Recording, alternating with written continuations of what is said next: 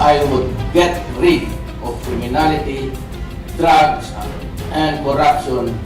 Just give me 3 to 6 months. Itong ICC, why would I defend or face an accusation before white people? Papel lang yan. Itatapon ko yan sa waste basket. My orders are sa police pati military. Shoot them dead!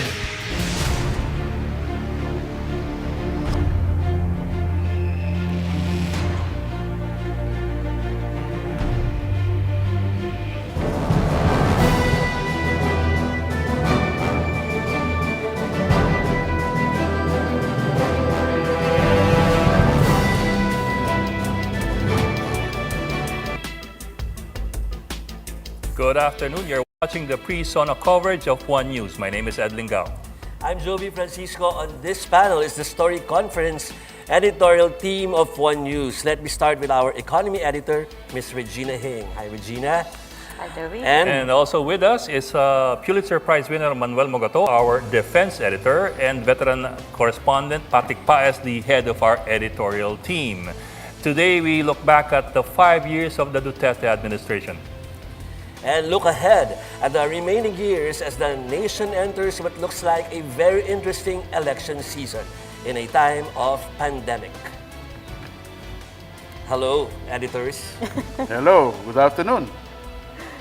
And of course, we expect Sona to begin at 4 p.m. We have a bit of lead time, so we can discuss a lot of the issues that cropped up in the last 5 years. Of course, the President has had 5 State of the Nation addresses, one per year, of course, always on the last Monday of July, as stated in the Constitution. And the President is always on time during this Sona alone.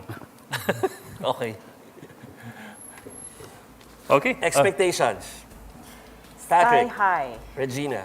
Sky high, because this is the last, and we know that he needs to get a lot more done before he steps down in 2022. And of course, because we're in a crisis, right? We're in a crisis, and at the same time, we're in an election season. So, we've been hearing a lot of political talk from the president lately. So, I would bet that we will be hearing also as much in his State of the Nation address today.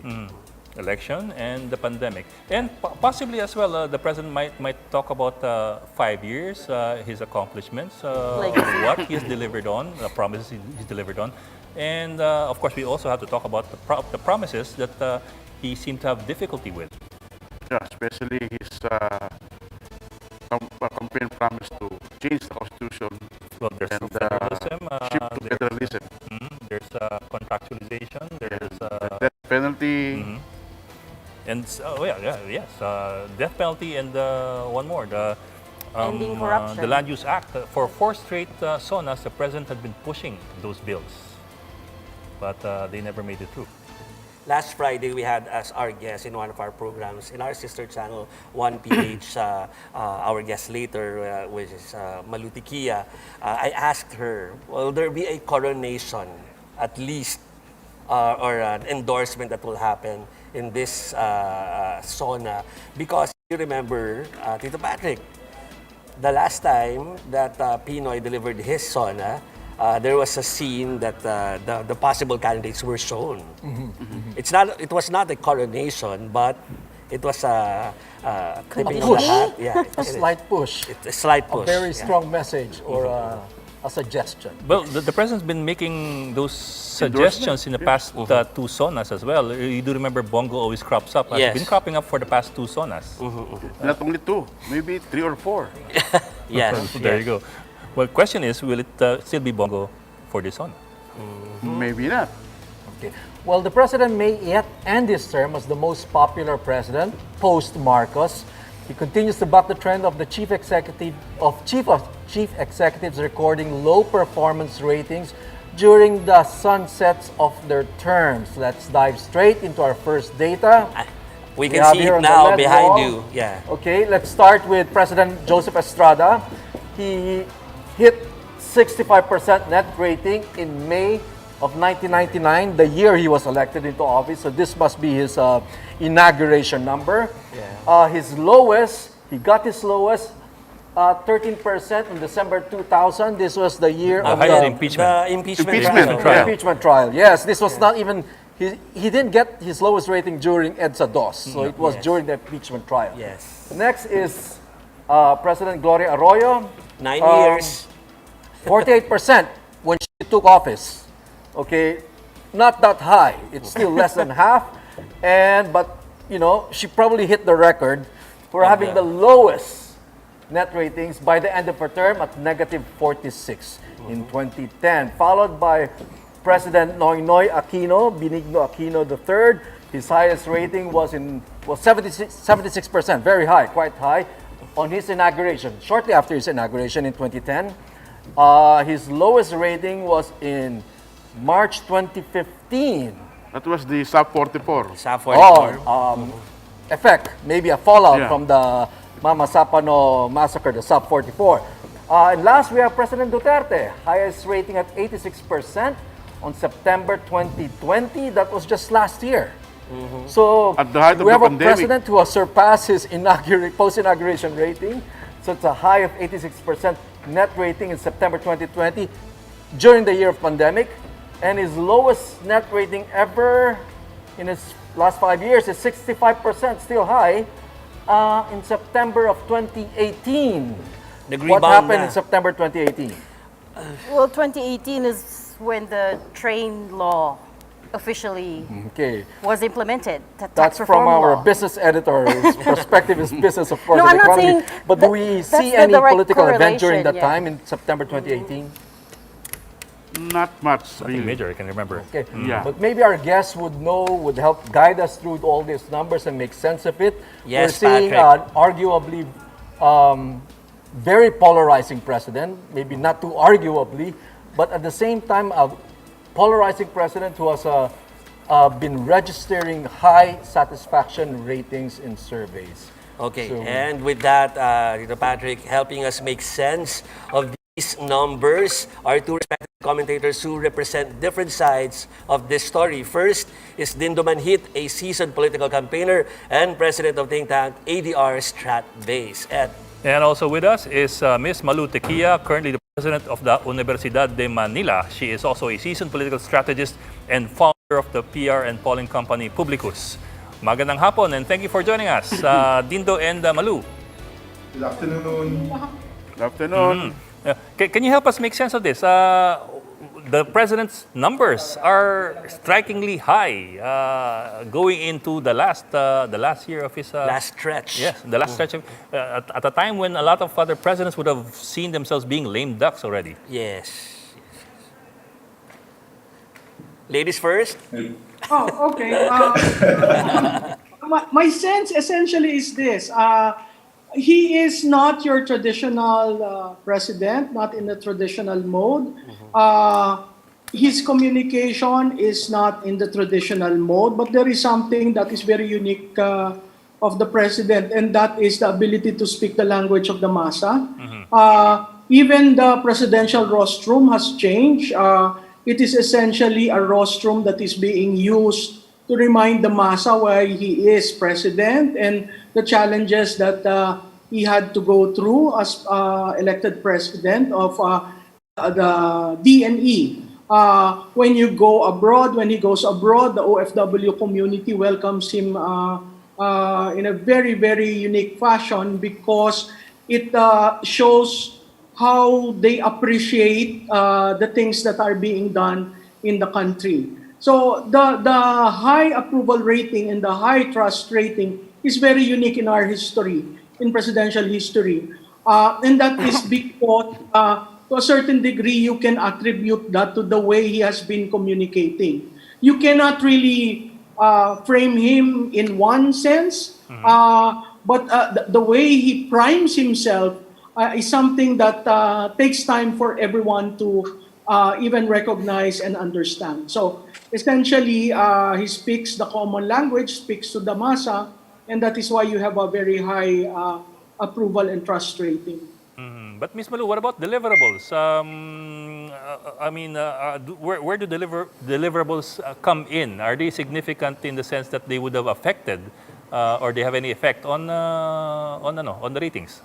I think you will see that the deliverables insofar as the build, that is one deliverable that across the different demographics is being heralded as one of the top four beneficial projects done by the president, by this administration.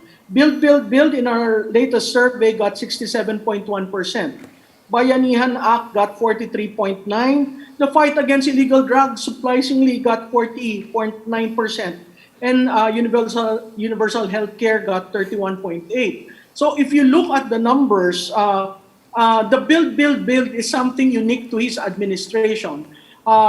It has consistently been the way where we can pump prime the economy in this pandemic, the multiplier effect, the fact that they decided to continue with build, gives a lot of elbow room in terms of job generation, job employment, as well as retraining and reskilling.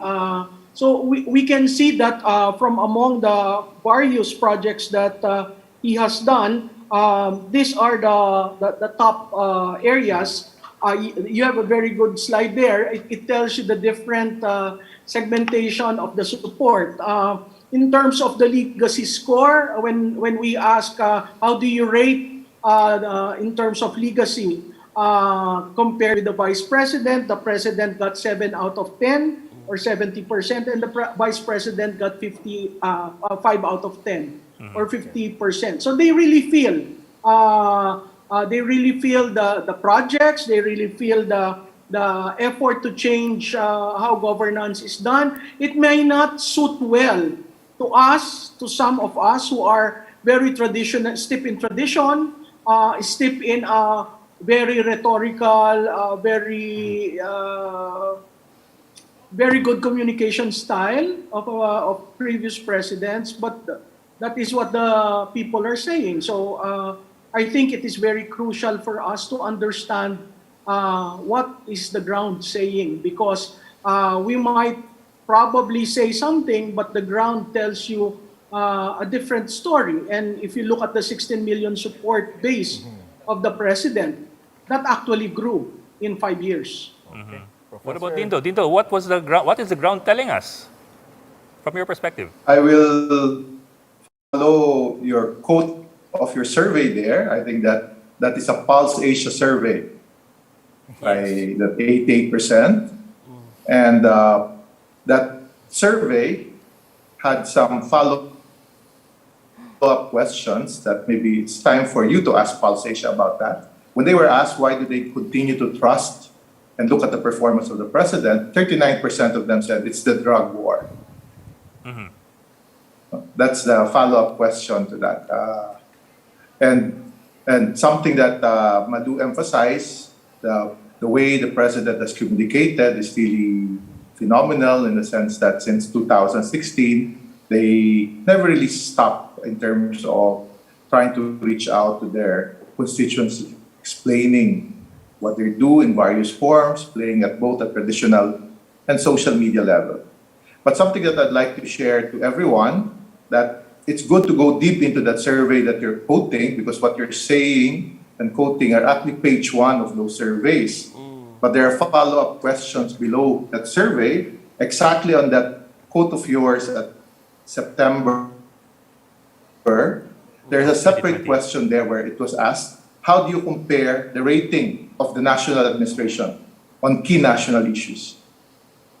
I remember reading that then and reading the latest now. I got my briefing 2 Fridays ago from Pulse Asia. And on key issues, which is considered as a top concern, these are economic issues because they have overtaken COVID. I think COVID remains as number 5. But on the top 4 issues of high cost of living, jobs, poverty, pay of workers, the government as of June is actually at 43 to 44%. And this is data that I received in my briefing with Pulse Asia, such as 2 Fridays ago. So when you remove it, when you frame the question, what about performance on key issues, the ratings become different. And that is surprising for me. So, and Pulse Asia told me they've been tracking that for the past few quarters, even before the pandemic. And when we were discussing it, something that we came about with is the idea that maybe the public, given the missteps in some of interventions during this COVID, has not been placed in the hands of the president. I'm referring to the public has made the president accountable on some of these key issues for them, but they blame the whole government or the whole administration. Yeah. So there is that distinction between the persona of the president and his own administration. Okay. Dindo, you were talking about the drug war. Do you think Yes. that it is losing steam because at the beginning, the satisfaction or the approval rating of the president on the drug war issue is about 90%, but now it's down to 39. Do you think it's losing steam? No, no. What I was quoting was I still believe what you're quoting, Manny, is the support for the drug war. I think that's 9 out of 10. That was before the pandemic, the data. But what I was saying about 39% is that 88% approval rating, when you ask the respondent themselves, what is the reason for their trust? And their answer is 39% is the drug war. Okay. But something that I'd like to emphasize on that also is that when you were discussing about the lowest point of President Duterte, a little back to history, that was the death of Kian de los Santos. Okay. That's not, sorry Regina, that's not the train law. Train law has an effect to a certain sector, but it's really, I think, it also shows what Manny raised earlier, that there was support for drug war, but when you have unnecessary killings, Okay. So Dindo, there's an Malu, effect, yes. are the it becomes respondents making a... negative, or it loses support. Okay, Dindo and Malu, does this mean that respondents are making a distinction between their regard for the president's performance or the president's personality?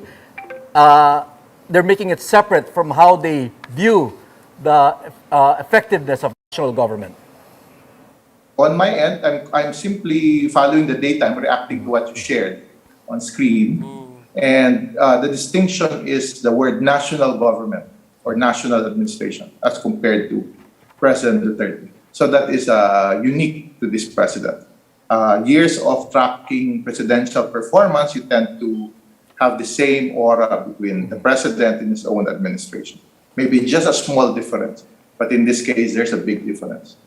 Malu? My answer there is yes. There is a distinction being made between the persona and the administration. If you look at the economic cluster, just today, Secretary Sunny Domingo came in very strong on the reserve. That there is money, that the money can actually bring us as far back as 2024. So if you look at the governance style of this president, it's a president who allows the cabinet secretaries to do their thing. So when you say, a perfect example is, let's say the IATF. There's a lot of issues raised against IATF for the simple reason that, IATF is an interagency body. It's very ad hoc. So technically, when it comes to accountability issues, hindi mo maturo sino ba talagang accountable.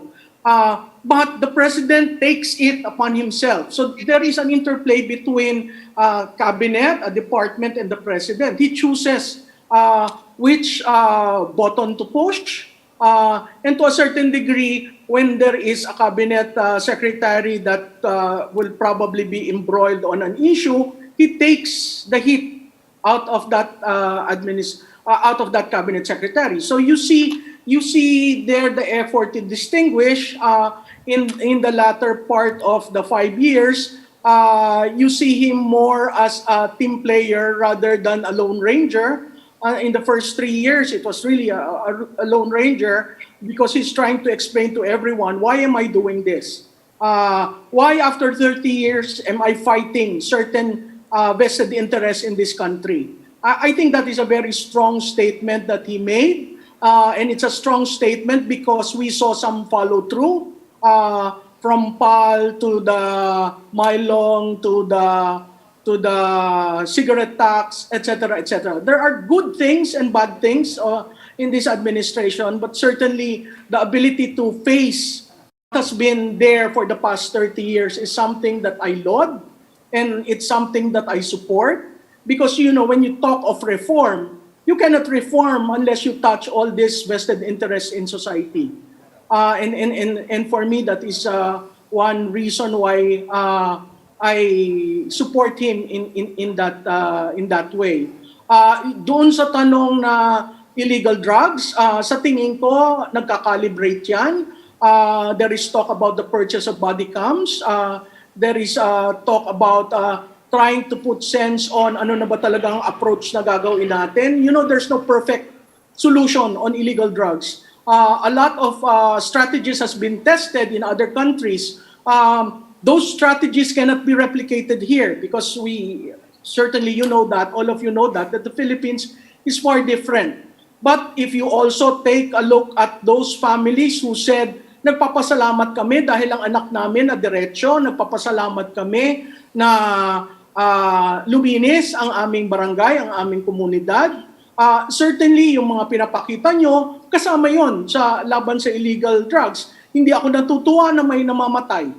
Pero katulad na rin lang ng involvement ng mga kriminal sa heinous crimes dahil sa paggamit ng illegal drugs, makikita natin na kailangan talagang tutulan at tigilin. Hindi natin ma-eradicate, certainly. I mean, that's a wishful thinking. But to minimize it and to ensure that the youth of tomorrow will have a viable future, I think that is a good step. For me, I think I have friends whose sons and daughters were influenced and their future was destroyed. And I stand by that effort of the president to deal with the illegal drugs. Doc, any follow-up? Okay. Before we leave that topic, I'd like to ask you, the two of you, about something. I'm looking at the Pulse Asia release just today, but this is specific to today's SONA. Pulse Asia was asking respondents what issues or topics they would like to hear from the president for this specific SONA, today's SONA. You'd see that the first five, four of them are related to the economy. Number one, jobs and livelihood. Number two, improving the economy. Number three, inflation. Number four, vaccination. At number five, yung salary. I ask about this kasi nasa number 10 yung illegal drugs. Nasa number 12 yung constitution. I'm wondering lang if for this, at least for this particular SONA, are we seeing I don't know, a reshaping of the priorities of the public with regard to to priorities moving forward? Yes. Bok, yung pag sinegment mo yung Pulse, I'm using our survey, no? Ang mga youth, very anxious of the future. They do not know what the future holds for them. The professionals are okay, but they're looking at the economic rebound. Sa tingin ko, yung susunod na practically meron lamang si Presidenteng 7 buwan na governance dahil yung 5 doon ay kampanya na. Napakahalaga na ayusin natin ang General Appropriations Act. That in itself is an economic tool. So we will see the priorities of this administration and the priorities going towards the transition.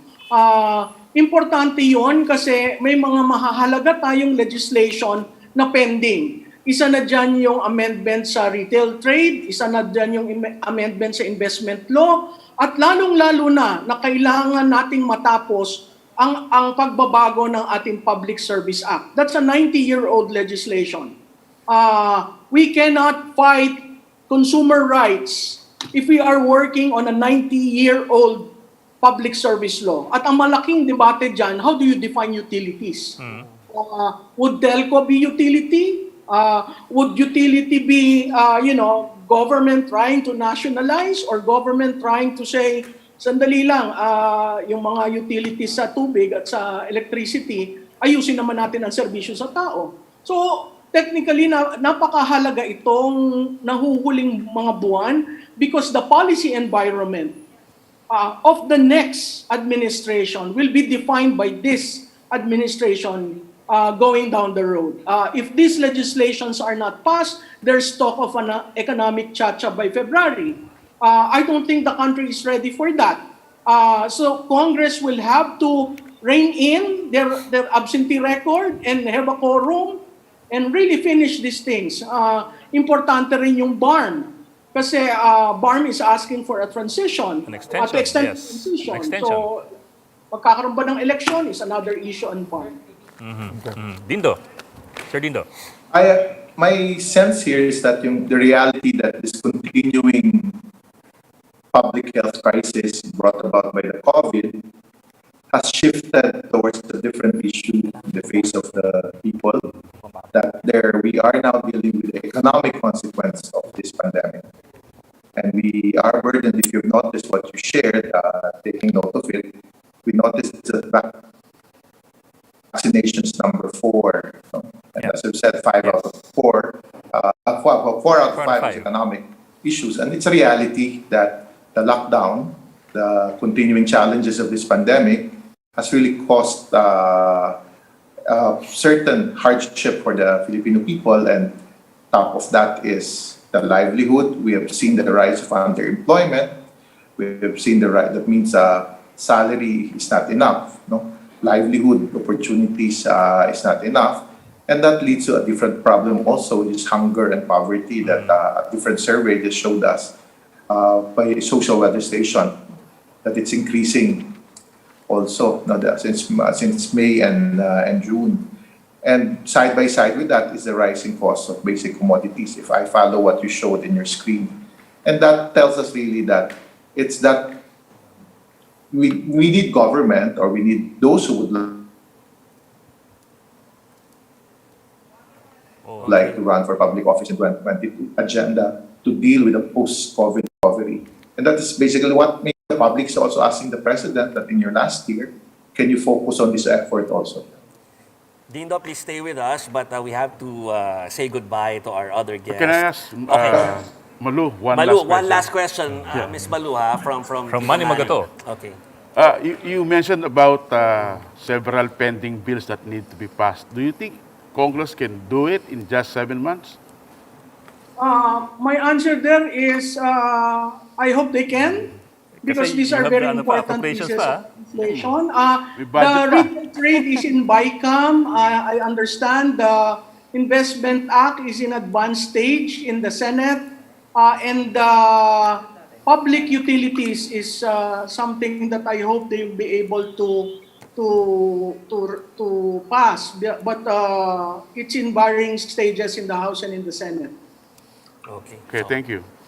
may kakayanin at saka merong hindi makakaya. Kasi budget muna, di ba? Yes, Oo, yes, yung budget of yun course, na of eh. course. Especially it's an election budget. With that, okay, I would like to thank our guest for your time and insights, Universidad de Manila President, Ms. Malu Tiquia. Thank you very much, Malu. Thank you. Thank you sa lahat sa Bye, inyo. Malu. Thank you, Malu. We'll see you later. Okay, we have to take a break. When we return, ADR Strat-based President Dindo Manhit will still join us as we discuss further the Duterte administration's priority bills for 2020. Please stay with us.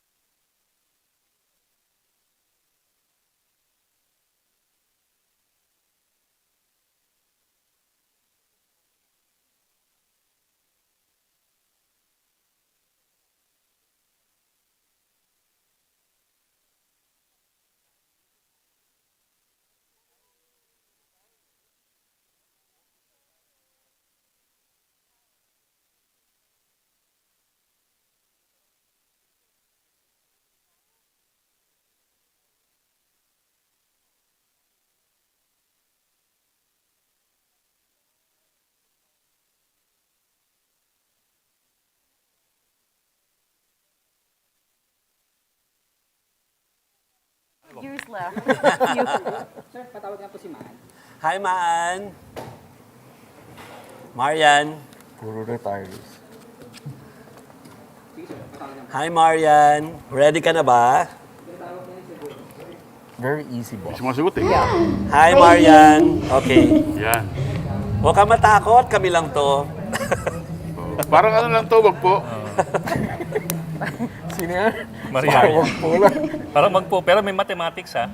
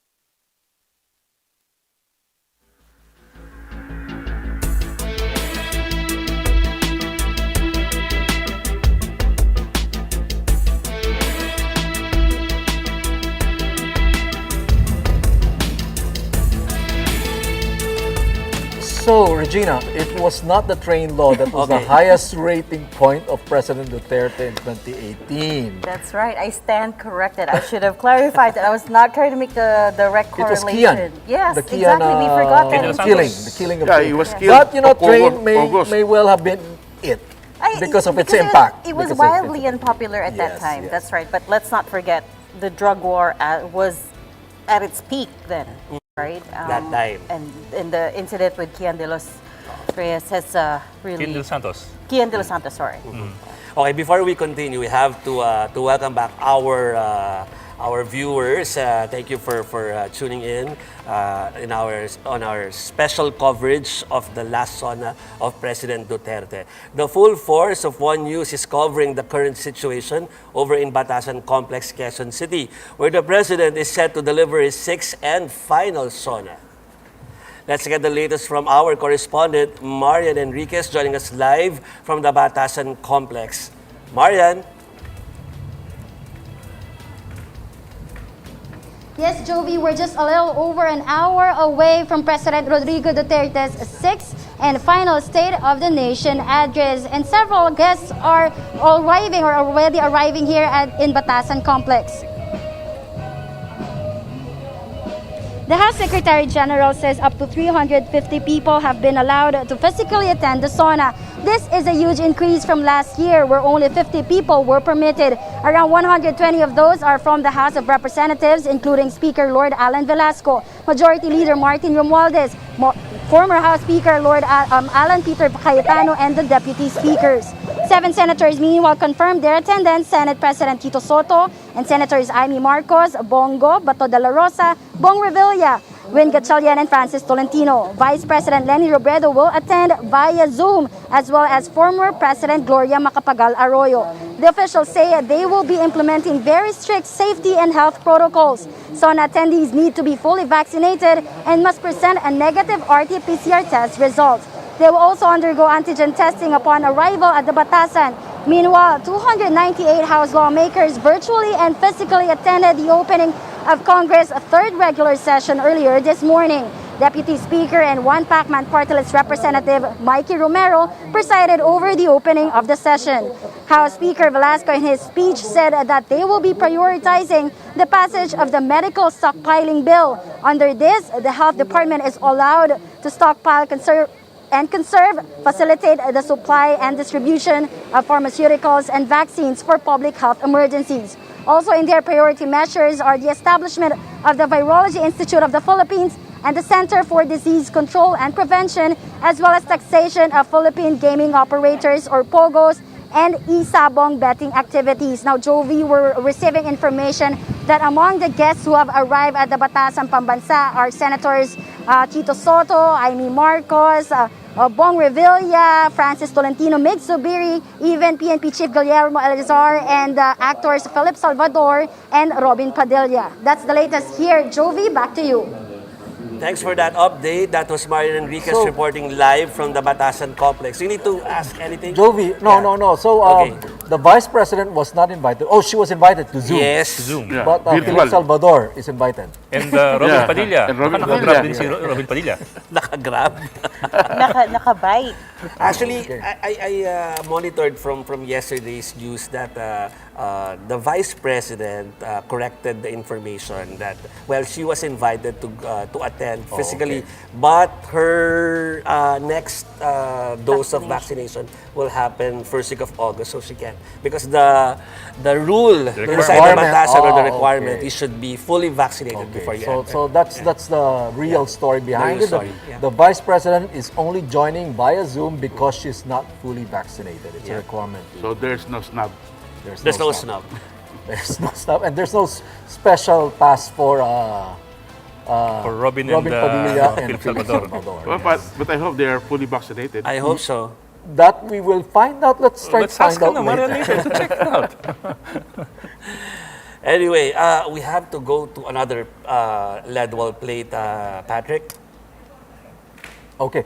President Duterte identified 21 priority bills during his SONA last year. Only 4 measures have been signed, while the rest are still pending in either the House of Representatives or the Senate. Let's take a closer look. At the Okay. where's Where the, do we have it? There. Okay. Okay. So, Jovi, Wait.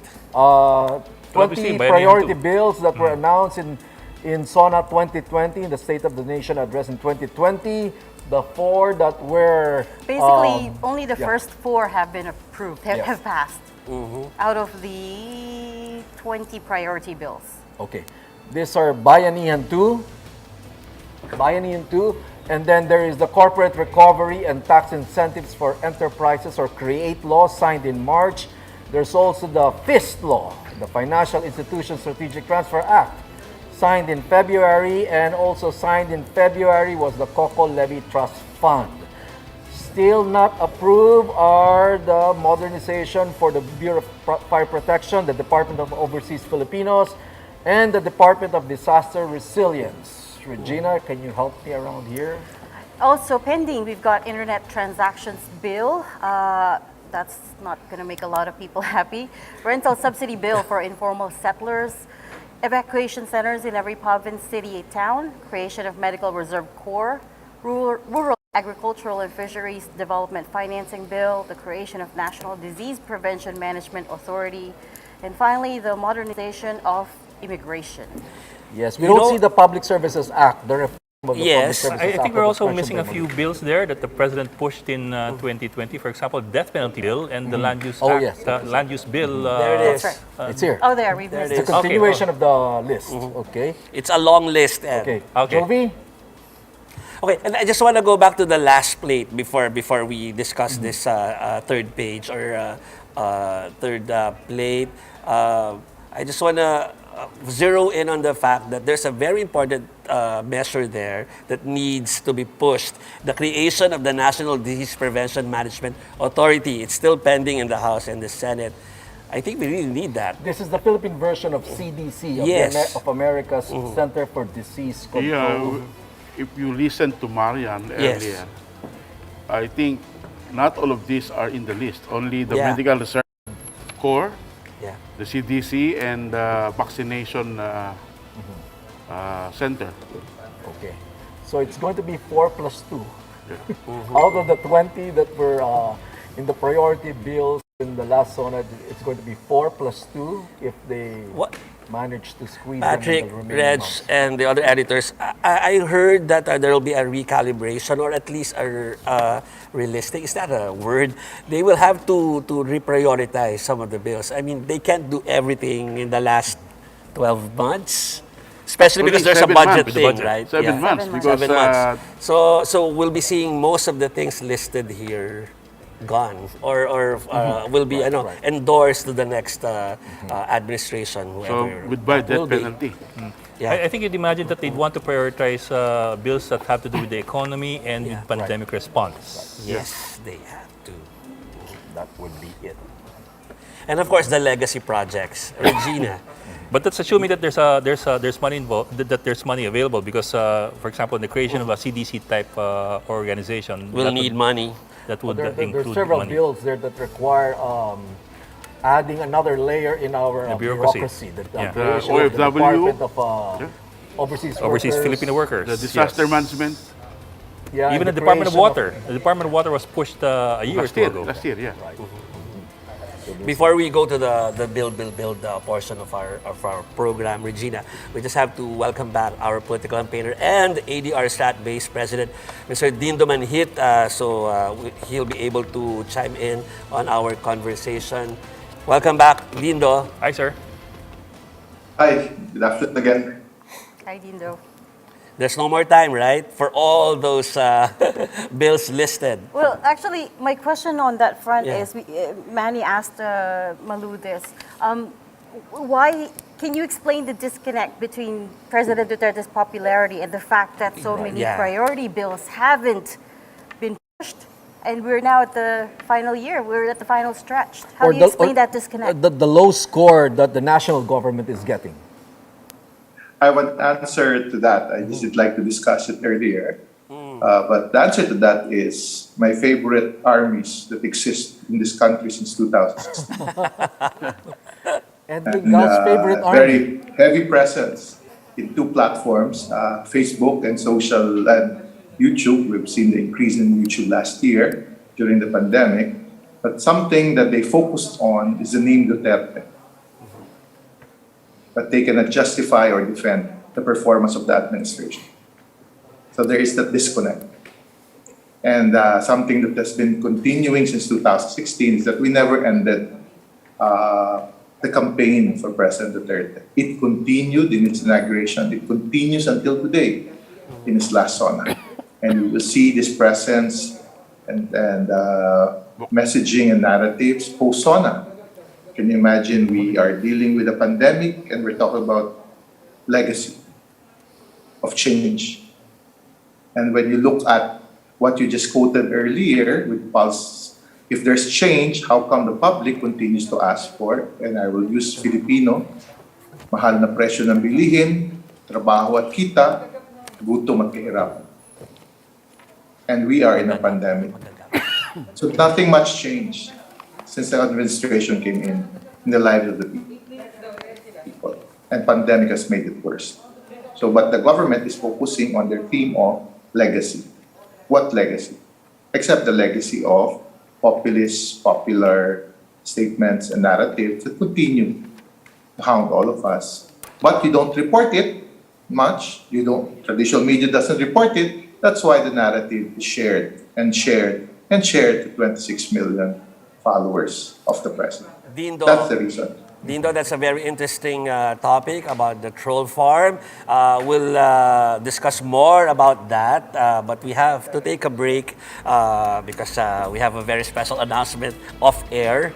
So we'll be back with our special program for the last SONA of President Arroyo. We'll be right back.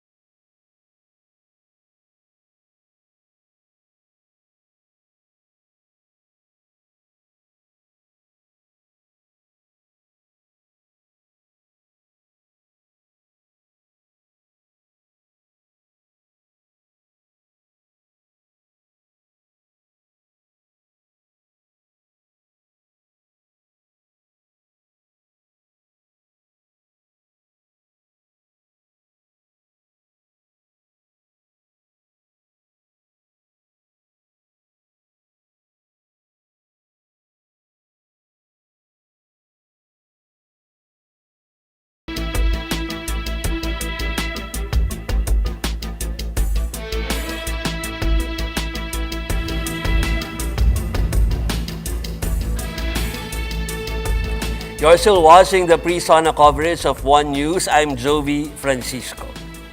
Let's take a look at where we are now, more than a year into the COVID-19 pandemic. Let's see the plate. Okay, that spike was in March and April of 2021, right, Regina? That's the surge that we just went through in March and April of this year. We got the record high of 13,000 cases in one day in March. Yes, yes.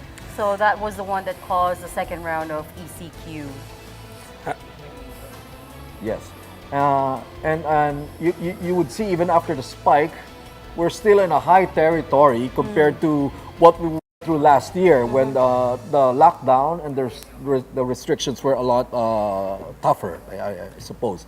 I guess more or less we have adjusted in terms of the protocols are in place. That's why we were able to open up, and yet the infections are still we're still higher than last year. It's kind of plateaued actually. Yeah, and there's a threat of the Delta variant. Okta is warning that there could be another surge. Yes. So Okay. So let's bring in our next guest. Let's bring in our next guest. Let's discuss the pandemic response further with former Health Secretary Esperanza Cabral, now joining us live via Zoom. Good afternoon, Dr. Cabral. Afternoon. Okay, let's just try to fix the audio of Dr. Cabral. Okay. Yes, Dr. Cabral, can you hear us? Okay, but we can't hear her. So, can we be, as we wait for the... Can you hear me now? Yes. There we go. Yeah, better. Okay. Hi, Dr. Cabral. First, your general view on how this administration is handling the COVID situation. Well, there's nothing to compare this situation with. So whatever it is we say is based on what we think should have happened. And at the moment, I think that the government has tried to do its best, except that the situation keeps changing. So we need to adjust frequently. And I think we're doing a fair job. We're not doing a perfect job, but as of the present, for example, there are 30 million shots of COVID-19 vaccine available, half of which have been injected into people. And we're hoping that more are coming because we need to get ahead of the new variants like the Delta variant that is coming, so that we do not get the surge that happened in India and is now happening in Indonesia. Dr. Cabral, is there an area in which you feel there could be some improvements in the way this administration is handling the pandemic? There could be improvement in almost all of the areas, if not all of the areas. I said they're doing a fair job because I know that they're trying their best. But even from the start, I told them that you know what you are supposed to do. And these are based on experience in other countries, guidance from agencies such as the World Health Organization. So they know that they should be doing border control, they should be doing testing, tracing, isolating, treating. It's just that they have to do it at scale and on time. And that is really what is happening now. We know what to do. We do it in some areas, but not in others. So the virus keeps repeating what it wants to do. The virus is still in the driver's seat at this point. Okay. Scale and act on time. I guess those are the two main points that need to be addressed. Correct. Yes, because we know what to do. Dr. Cabral, if I can just take off from one of the things you said about Delta variant, how prepared do you think we are for community transmission? I mean, I get that there's so much about this virus we don't yet know. However, we have also had 16, 17 months to learn from it. So how prepared do you think we are at this point? Well, we're still not prepared. If you go to the barangays and the small towns, you know that they're not doing what they're supposed to do. You know that they don't have enough knowledge, and these are things that have to happen in order for community transmission to be reduced. In large communities and in cities where the local chief executives are good, in cities where they have resources like Makati and the other cities in Metro Manila, the local chief executives have actually taken the initiative and are doing a lot for their people, much more than what the national government could be doing for them. But in other communities where the local chief executive are not as well educated, are not as, uh, let's say, where the resources are limited, they're not doing what they're supposed to do. We have a small property in a town in Laguna, and I talked to the people there, and even in the matter of social assistance, the social assistance program that's supposed to come from the national government, many of them do not actually receive it, or if they receive it, they don't receive the actual amount that they're supposed to. Not only that, they do not have the isolation facilities. Um, if you tell them that they can quarantine at home, then basically the whole house is going to be a quarantine site and all the people there cannot go out. So there has to be some um, way for them to be delivered food and other essentials during the time that they're in quarantine. This doesn't happen, and it really should. Dr. Cabral, is this a function of not so much the central government, but the local government, given that health services in this country have been decentralized or devolved to local government units? That's correct. So now it is a function of both national government and local government units to make sure that the coordination is good. Technical assistance and the money comes from national government, but the manpower is really in the community, in the local government units. So the barangay health workers, the BERTs, we call them. These are barangay health emergency response teams that are supposed to have been established in the barangays, are the ones that are really going out and doing the contact tracing, which is awful at this point, has never really gone to has never really been a success. So these are things that we need to do. I cannot entirely blame them because the pandemic is something that they've never experienced. And so it's like changing tires while your car is running, so to speak. You really need to learn as you go. And the people who can learn faster are the people who are more successful in preventing community transmission.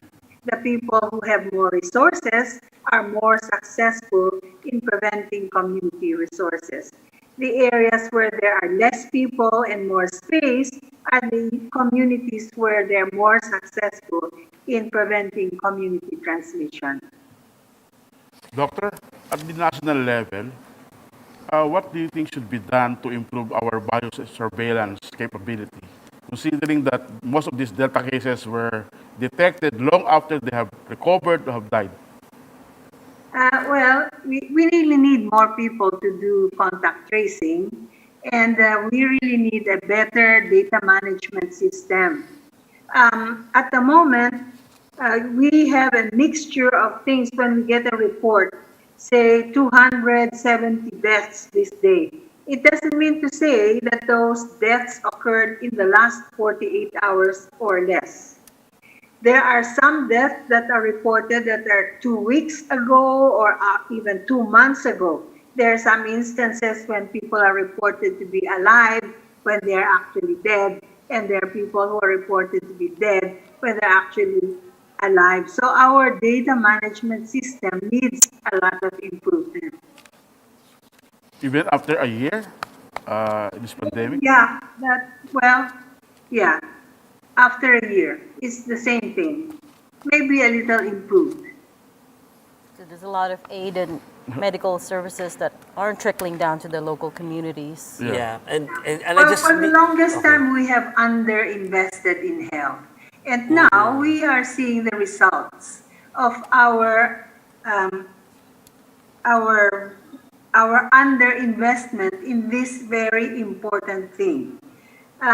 Kasi people would rather see buildings, they would rather see basketball courts. So the politicians will spend money there rather than spending for clinics, where not everybody will benefit, only those who are sick.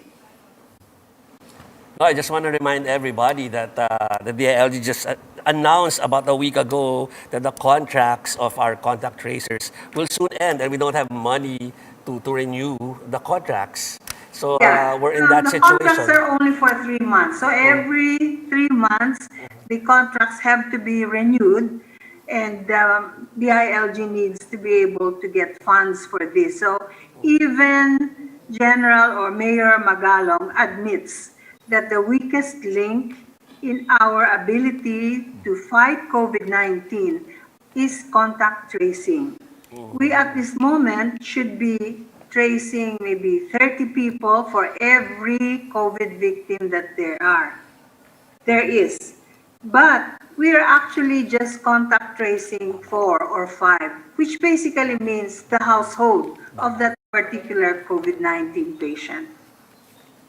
Okay, Dr. Cabral, we would like to thank you for joining our special this afternoon. Thank you for your insights. Thank you very much. Okay. Actually, we should be going to a segue after what the doctor said about buildings, because Regina will have a presentation about build, build. But we will do that after this break. So we will be back with this special on Duterte's last SONA.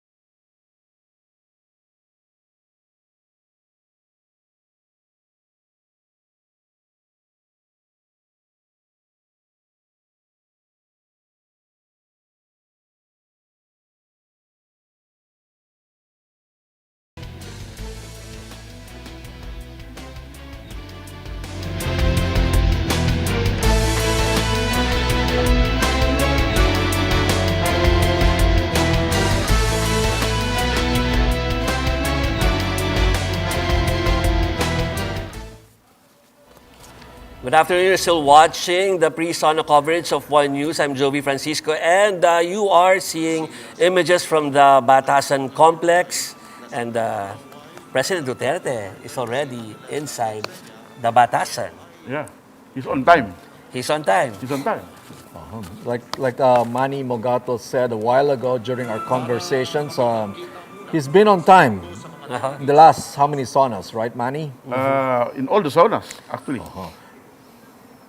Oh, even during that time, no nagkaroon ng conflict between with the speakership, right? Oh, when he was, there was a he's power there. He's grab. there. Oh, Power well, grab in he was Congress. inside the complex that time, He was in the holding room. holding room.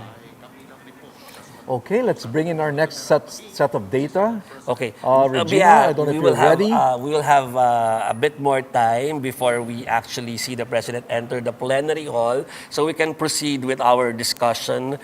Specifically, Regina, with your with the centerpiece of this administration, Which is Build, build, build, build. build. Okay. Let's see. Let's take a look at the data. The other guests have already mentioned Yeah. build before. So let's take a closer look. Let's look at it. Yun namang inset will remain there, no? So you'll be seeing the president while he's waiting for his turn at the podium. That's Oh, right. here. There we go. Okay. So this is what the data is telling us, okay? And the most important part of this is called from progress reports from DPWH, NEDA, DOTR, and as well as BCDA. This is the most important number here, 11. 11 out of 119 flagship projects. In progress this year, targeting for completion are 12, and then we've got 17. 2023 completion, if at all, 51. And then in the pipeline is 28. In the pipeline basically means that it hasn't advanced to, it hasn't gone to advanced negotiations yet, right? So of this number 11, I want to also point out that 2 are still actually under construction, even though the government is counting it as completed. That's the Estrella Pantaleon Bridge, as well as the BGC Ortigas Link. Okay. By I was 190 there like 2 projects, nights ago. Okay. I was there at the BGC linkage. There's only a portion of A it that's been portion, open, yeah, right? there's a That's portion. right. Yeah. And if we could have the other plate for By build, 119 build. projects, we are talking about promised Yeah. projects to be That's completed in right. the 6 years. Well, actually, we should clarify that. In 2020, they said, 2019, they said 75 flagship projects. Then it became 100 flagship projects in 2020. And this year, that's 119 completed. So the bottom line there is the bulk of build projects will be completed, if at all, beyond President Duterte's term. That's the bottom line. But About we 90%. have big projects there, Regina. That's the right. Sangli So Point. Yeah. amongst the completed ones, we've got the Sangli Airport, Skyway Stage 3, as well as the LRT2 East Extension. Yes, Skyway Stage 3, they're already charging toll. Yes, they So are. that's really definitely completed. Yeah. Right. Actually, of the 9 build projects that have finished, that have been completed, at least 3 were funded by private sector, actually. So that includes the Metro Manila Skyway Stage 3. Reg, I remember in 2016, the president got $24 billion from China. How many of those were on stream? I think we have that chart as well. Let's take a look at the ODA plate, please, if we could. Okay, while we're waiting for that, Reg, when you say that these 3 projects that were completed were all through PPP, No. The 3, one of the PPPs one is this, the Skyway Stage 3. The others were funded through the general GAA, the national Yeah. budget, basically. So there's an that's- argument. The reason I'm asking is there's an argument that the reason why build was slowed or hampered was because of the emphasis on ODA, That's right. rather than That's letting right.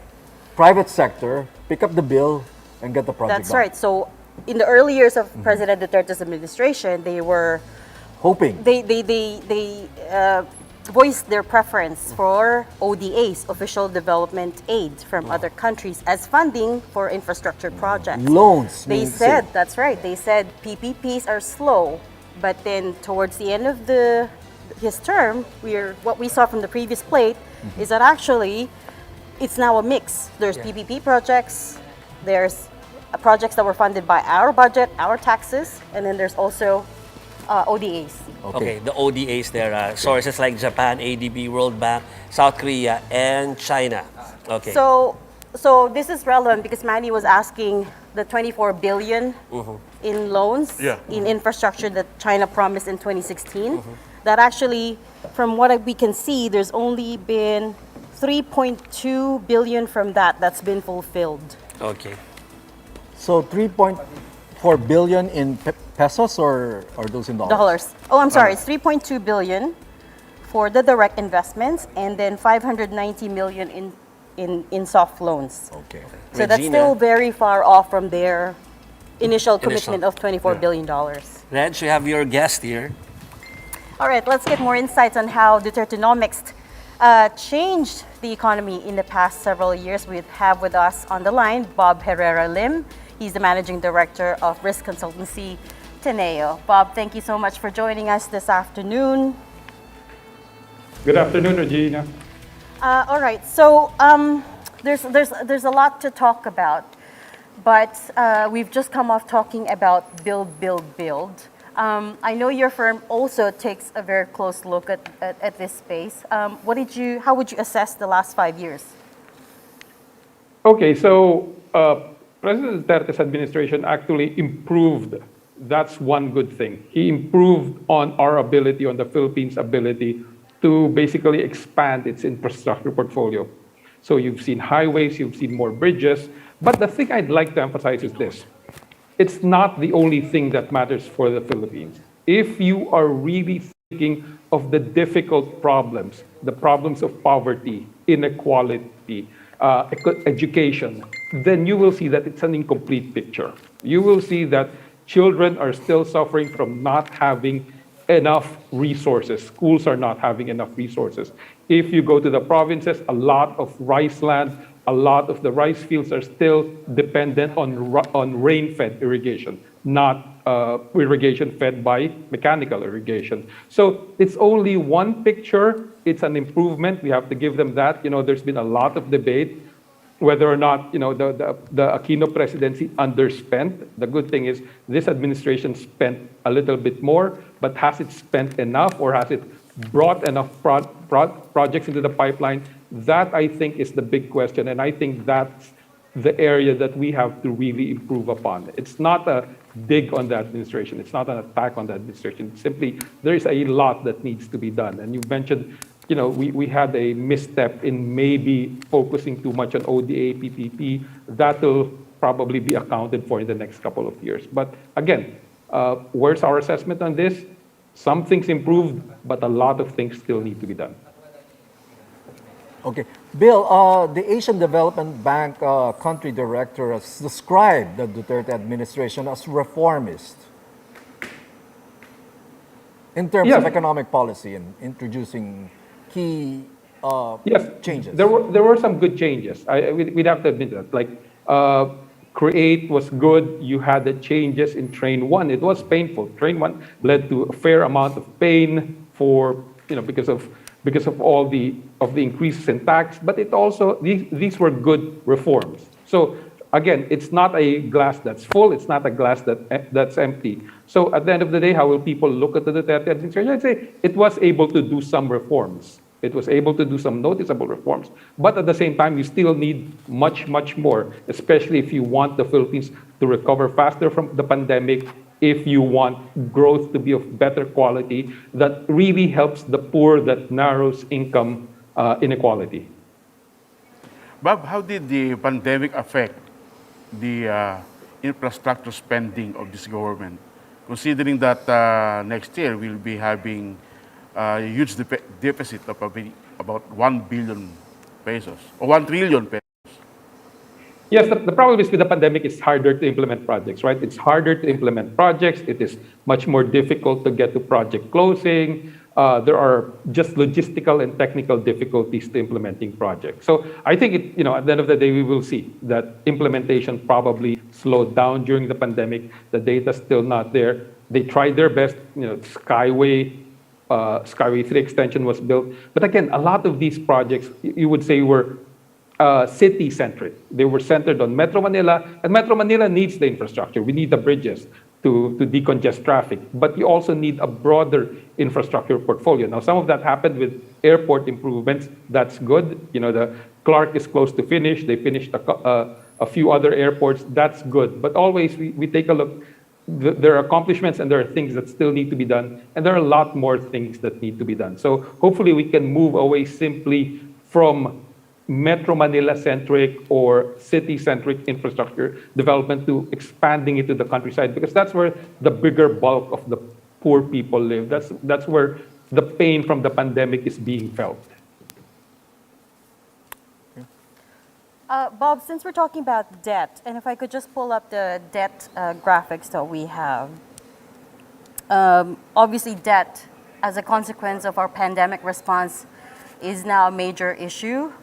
Some metrics, let me just run through some numbers. For example, total outstanding debt is expected to hit $13 trillion next year. Pesos, sorry, not dollars. 13 trillion pesos next year. That's, of course, a record high. This year, in May, we already breached 11 trillion pesos. When the economic managers, and I'm talking about Secretary Dominguez, Secretary Chua, say that the debt is still manageable at this point, do you agree? And just give me a second here to point out the numbers here on our chart. 13.7 trillion pesos, that's a forecast. 2021 total debt is also just a forecast. That's coming in just under 12 trillion pesos. What the bar charts here are telling you is it's really, first the increase was gradual here, and then it starts jumping, right? Because more debt induces more debt, of course. So again, coming back to the question, do you think that the debt is still manageable at this point? Well, I think there are a couple of things that emerging markets will have to deal with. First of all, you had the increase in debt, then you had the contraction in economies, right? So if you take a look at debt to GDP ratios, they are now all over the place. Thailand is suffering, Indonesia is suffering. And I think the capital markets in general will say, we're going to give you a pass the next couple of years. And I have to give credit to Secretary Dominguez and Secretary Chua and BSP Governor Jokno, basically the core of the economic team, that they didn't take their eyes off keeping the deficit to a certain extent still manageable. We could have gone much worse on this. And it's going to be a debated over the next few years. Did we do too little or did we do too much? You've heard the people who said we needed a Bayanihan 3. We need to spend several billions more. Secretary Chua and Secretary Dominguez said, no, we have to be fiscally prudent. I think they've relatively done a good job of keeping both in balance. So I don't think we're being seen as having the worst. Other countries are suffering more in terms of the debt burden that they will bear. The challenge for the Philippines is this, that we are coming into an election year, and you will need to raise revenues over the next 2 years. You might need to raise taxes. Now, no outgoing administration or no incoming administration wants to be the one that says, we're going to raise taxes. You know, if you're the next president, you don't want to be saying, I'm going to have to raise taxes on income or et cetera or anything, because that's not going to be popular, especially as the economy is recovering. So the challenge will not be now. I think most economies will get a pass. People will say, you have to raise expenditures. Yes, the big challenge will be 2 years down the road when we will be asked, what will you do to bring your deficits under control and to reduce your debt? Now, if we don't come up with a credible response to that question, that is when we might suffer in terms of ratings agencies saying you're not doing enough, or people just moving away from the peso or from our own assets. Bob, can I just pick up off that point you mentioned? The implications for you and me, right? Is that, does the government have to raise taxes from this point, from what you can see? You analyze the numbers a lot. Is that where we're headed? We're going to have to either raise taxes on whatever's being taxed right now, or tax things that are not being taxed, just to raise the money next year? That's going to be the political calculation. That's going to be important. But the reality is this. Our GDP contracted. So if our GDP does not grow, it does not grow because variance, because we can't open up to tourism, because we can't export, let's say because OFW remittances drop, then our debt to GDP burden is going to be looked at unfavorably, let's say. And when that happens, then the pressure will be on for us to do something. So the only way to solve that is you either bring down expenses more or you raise revenues with taxes. So yes, in a year or two, the government will have to probably confront this difficult question. How can they raise revenues? Can they sell things? Can they privatize a few more assets? Can they find other sources of revenues? It's going to be a difficult question for the next president, but at some point we have to pay the piper. Okay, Bill, I don't know if you're familiar with the priority bills of this administration, but our guest earlier, Malutikia, mentioned that she'd want to see the Public Services Act passed by this Congress. How about you, Bill? What sort of legislation do you think should come out in the remaining months 7 of months. this administration? Well, first of all, I think we have to be realistic about what they can pass. Even though the government, theoretically, the Duterte administration had control of Congress, it's been difficult to get some legislation passed.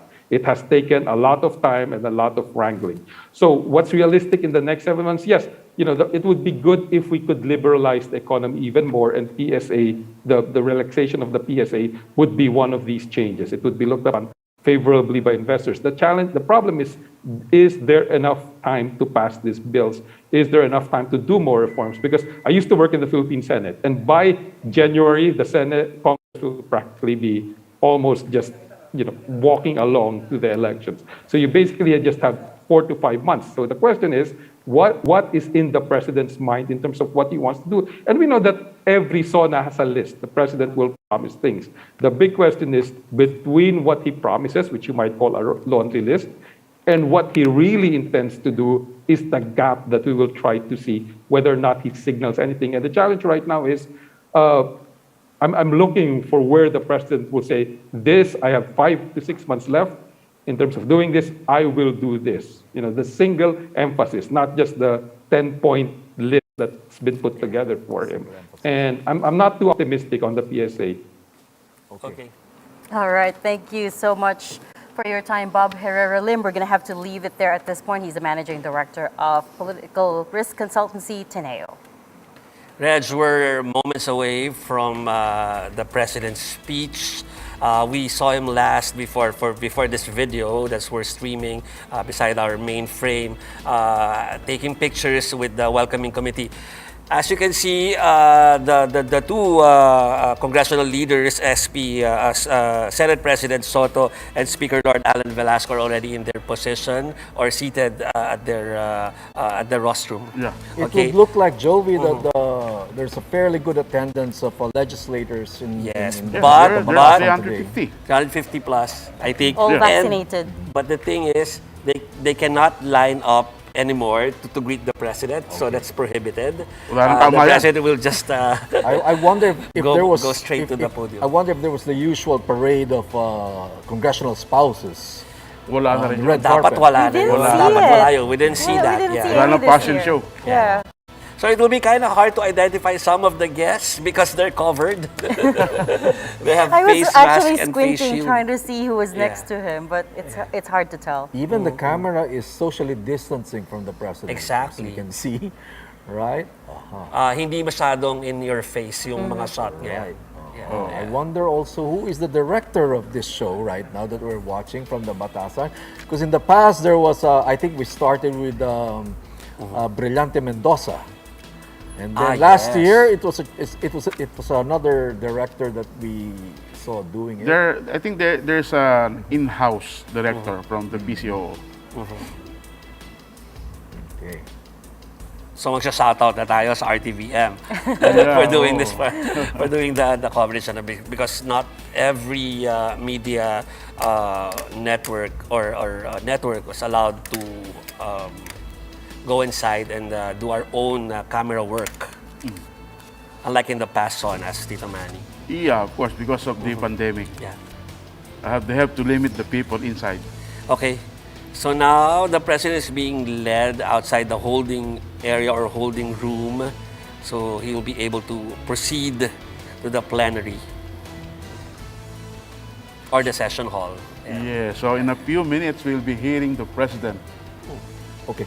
How about you, Manny? What do you hope to? Well, I won't say expect to hear, no, but what would you hope to hear from the president today? Well, I hope he talks about what he will do in the last remaining years, in the last remaining year, to leap us out from this quagmire.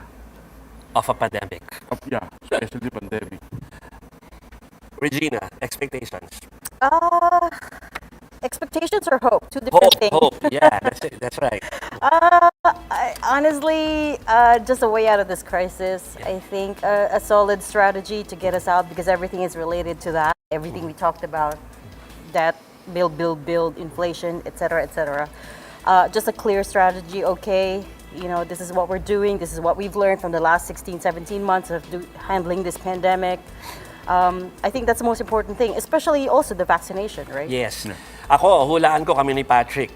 Politika ang titingnan namin. That will be the side script, Joby. That's the I'm side sure script. it's not officially Joby, do you think on paper, but there will be a lot Yes. talk about Bongo comments this made. time or another person? I think another person.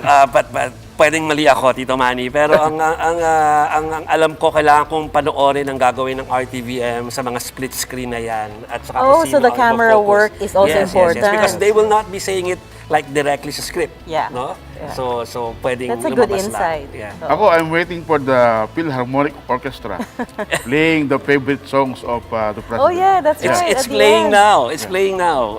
Tito Manny, pinakita na sila. So it's ongoing. It's ongoing. I'd just like to take us back to the first part of our coverage when we talked about the numbers of the president. There seems to be a disconnect between the rating that the public gives the president as a person and the rating that the public gives the national government or his administration. I think Professor Dindo Manhit a while ago mentioned that it was unique to this presidency. But then again, it might not be unique to this presidency, that maybe the Filipinos really hold the president as a person differently from functions of the court.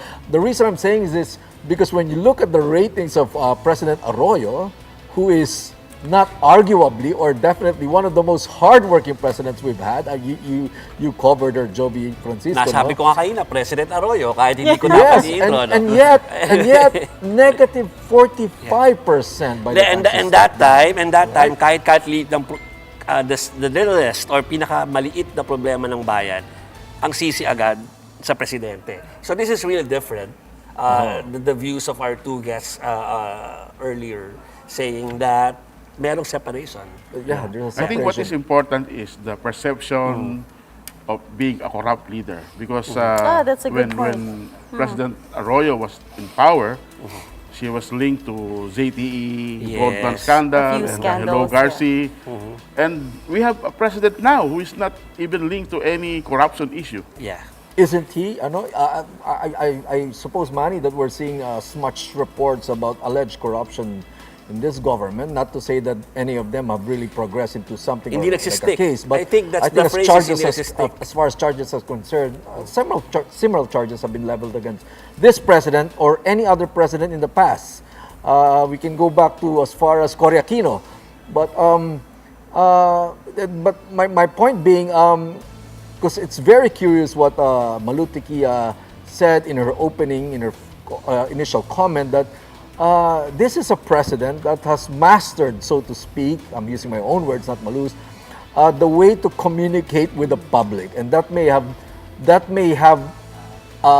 may explain to a large extent why his numbers are so. Tito Patrick, Tito Manny, Reg, that was a very fast walk from the entrance of the plenary going into the podium. So sabi ko sa inyo, wala kasi ngayon nakaharang ng mga gustong kumamay eh. Wala so na, ganyan po oo. kabilis, ano. So we'll be hearing the President deliver his SONA or final SONA. I just want to say that after this, after our program, then the President's speech, we'll have Robbie Alampay get all the reactions needed for the President's last SONA. So at any moment now, we will be hearing the President speak to the nation. But as usual, at first will be the convocation or the prayers. and the national anthem to be sung by Morissette. Morissette Amon. Joint session is There we go. called to order. On the part of the House of Representatives, the joint session is hereby called to order. Please rise for the singing of the Philippine National Anthem, be led by Ms. Morissette Amon.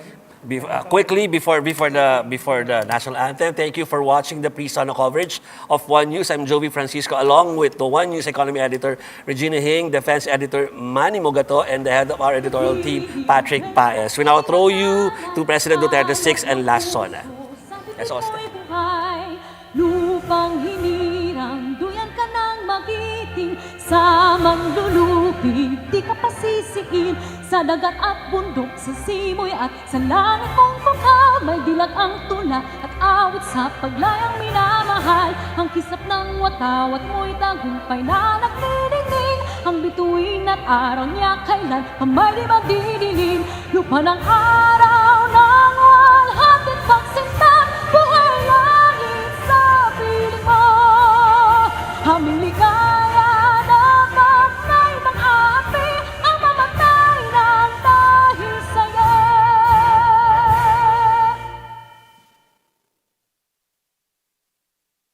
Please remain standing for the nation's prayer.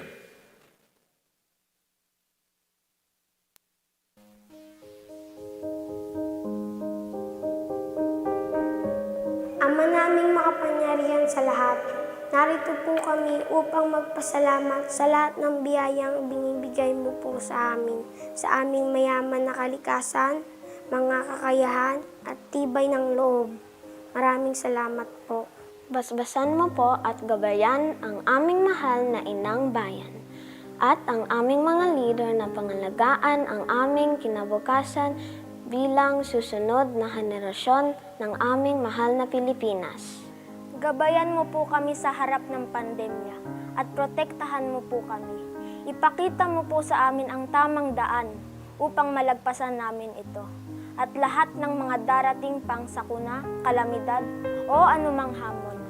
Lahat ng ito ay tinatanggap namin bilang pagsubok lamang upang lalo kaming sumampalataya sa iyo. Naway matamo namin ang ganap na pagkakaisa bilang isang bayan. Turuan mo po kaming maging mapagkumbaba at laging unahin ang aming kapwa bago ang aming mga sarili, lalo na ang mga kapuspalad, mga dumaraing at ang mga nais na marinig, pati na rin ang mga kababayan naming naghahatid ng mahalagang serbisyo sa kapwa, maging dito sa Pilipinas o sa ibang bansa. Patatagin mo po sana kami bilang tao at bilang isang bayan na laging nananalig at naniniwalang hindi mo po kami pababayaan kailanman. Salamat, Panginoon, sa lahat ng iyong blessing sa amin. Ito po ang aming dasal. Amen.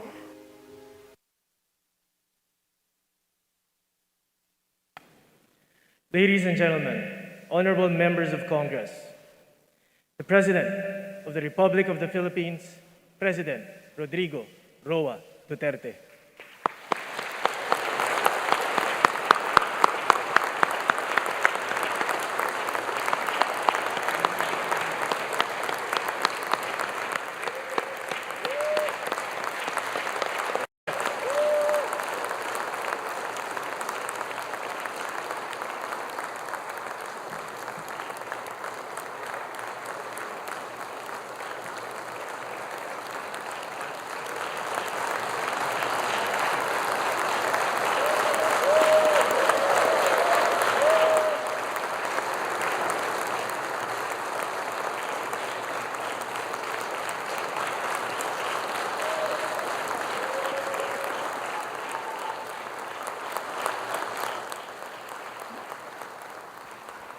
Kindly sit down. By far, this is the most beautiful Sona crowd that ever happened here. So many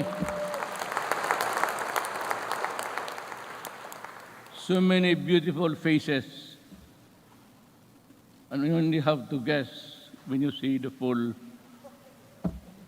face of the person. Senate President Vicente Soto III and the honorable members of the Senate, House Speaker Lord Alan J. Velasco, and the honorable members of the House of Representatives, Vice President Maria Leonor Robredo, former Presidents Fidel V. Ramos, Gloria Macapagal Arroyo, Joseph Ejercito Estrada, the Chief Justice Alexander Gismondo, and the Justices of the Supreme Court, Executive Secretary Salvador Medialdia, and the members of the Cabinet, Dean of the Diplomatic Corps, His Excellency Archbishop Charles John Brown, and the distinguished members of the Diplomatic Corps. My fellow government workers, and of course, to my lovely wife, Hanilet, mga mahal kong kababayan,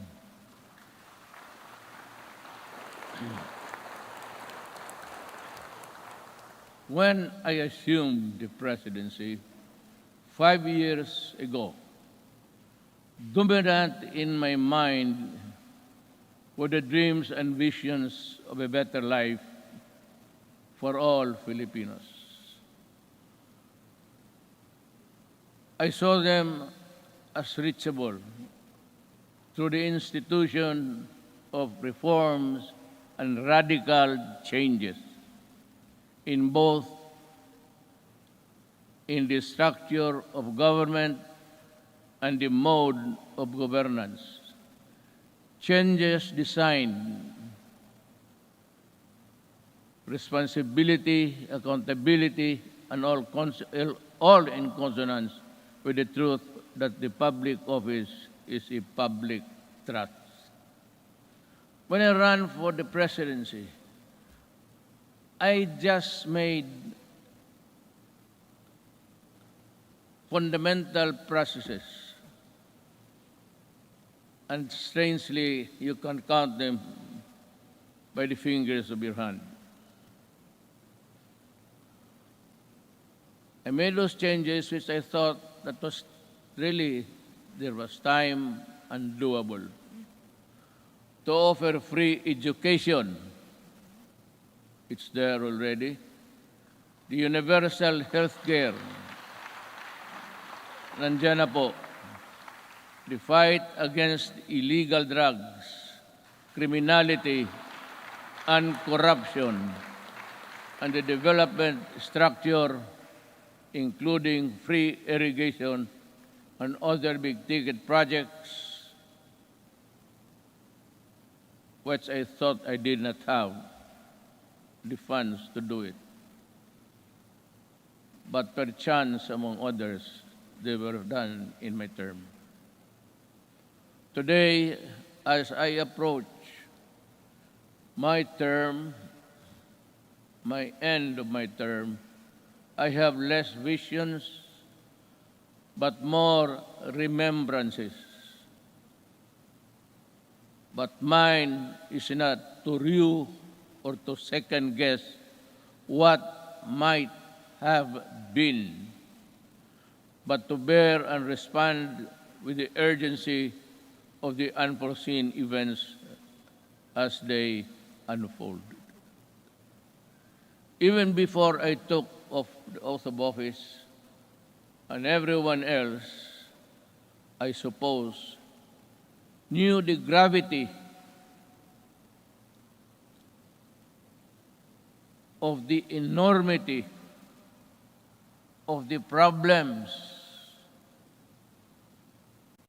that the country was facing.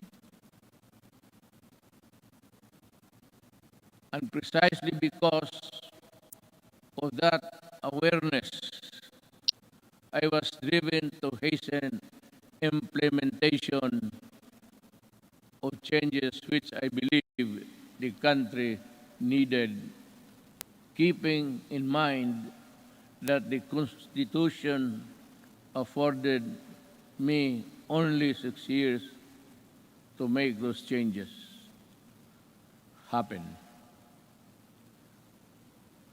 Making a difference within the constitutional time frame is what I was up against.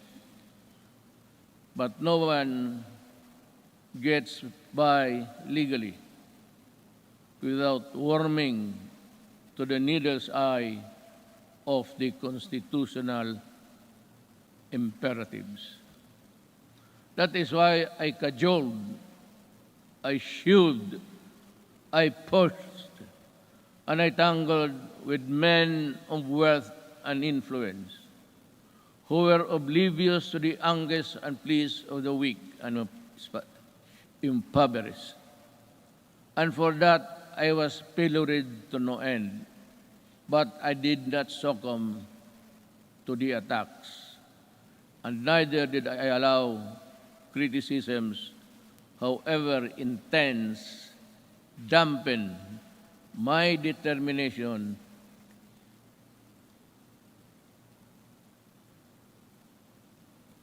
and initiatives, because my purpose was pure and unpolluted.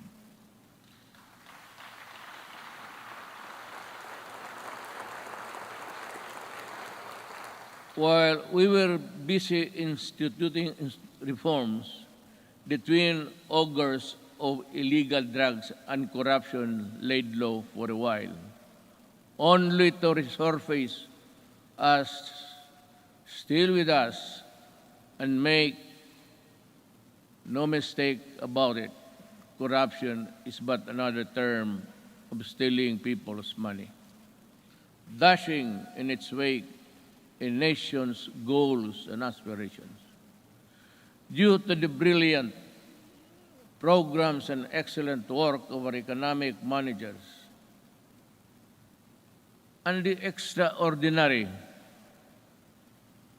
cooperation between the executive and legislative branches of government, our economy, with investor confidence, was poised to leapfrog from the company into the company of the world's fastest growing economies until COVID-19 pandemic stalled everything.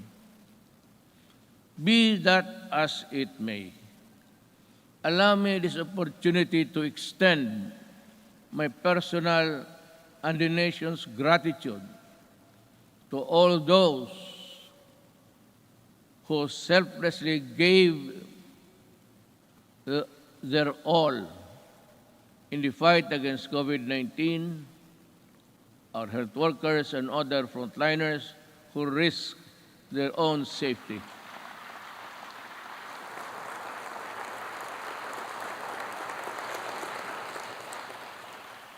To keep our essential health services and our food supply chain running, boosting the economy, activity, and ensure peace and order in our communities. I would like also to extend my deepest appreciation for the generosity of the private sector who came to the government's aid in fighting COVID-19.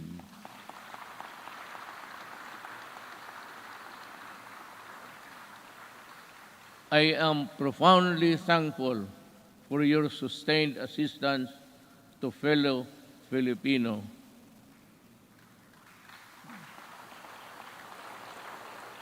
And amidst the same deleterious effect of the pandemic to our respective industries, let me assure you that the government is committed to assess the private sector to regain the commercial vibrance of the country prior to the pandemic.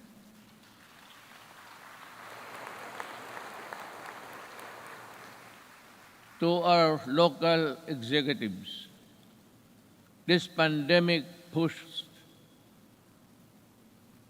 you to step up and deliver responsive assistance.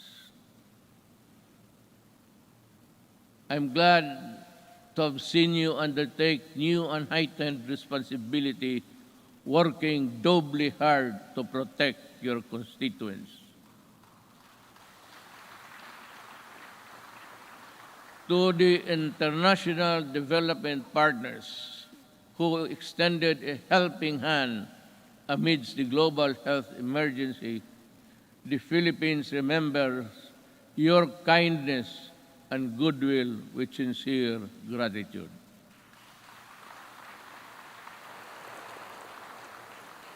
And to all of you who answered the call to protect one another by adhering to our nation's protocols, daghang salamat.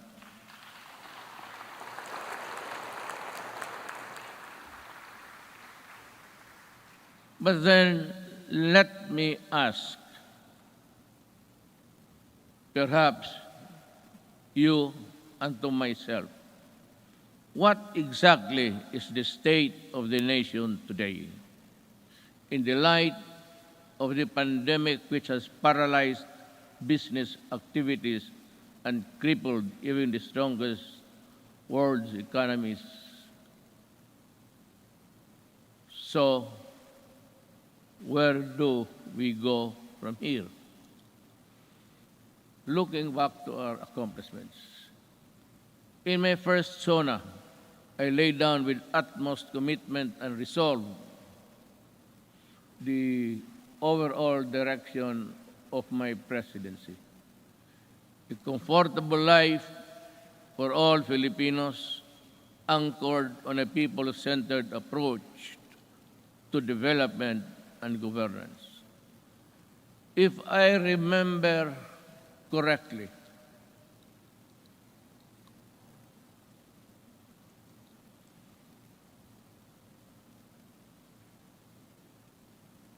my administration,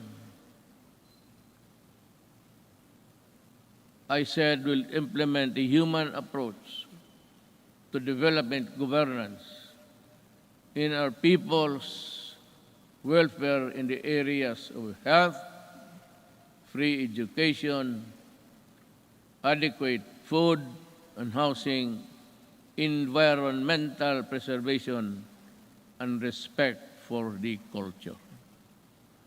I bore no illusions that steering a nation towards a comfortable life for every Filipino would be easy. Indeed, the past 5 years have truly been challenging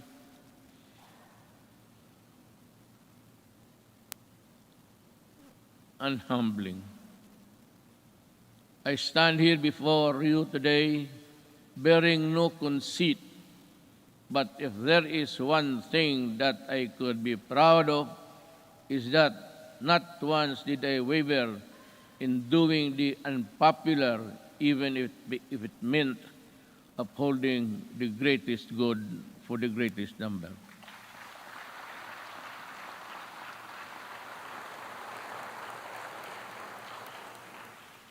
Before I took office, our country was beset with communist insurgency scattered across the nation. The separatist movement that sought to divide us on the basis of religion and religion's deficiencies, and the proliferation of illegal drugs and criminality. Our armed forces were ill-equipped to deal with internal and external threats, while the police force had been overwhelmed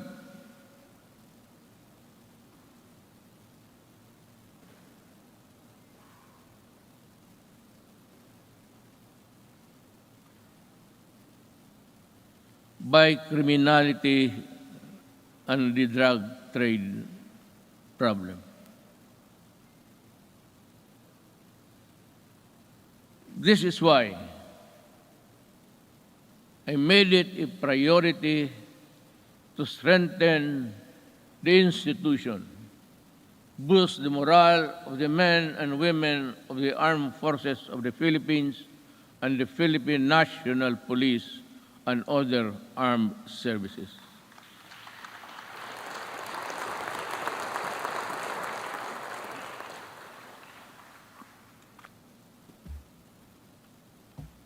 Again,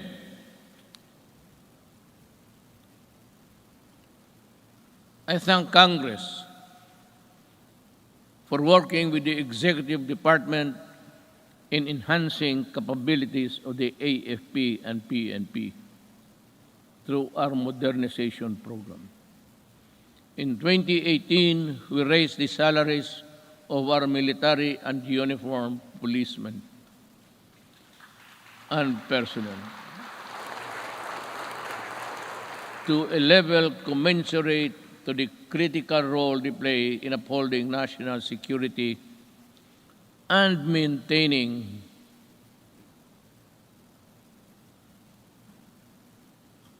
order.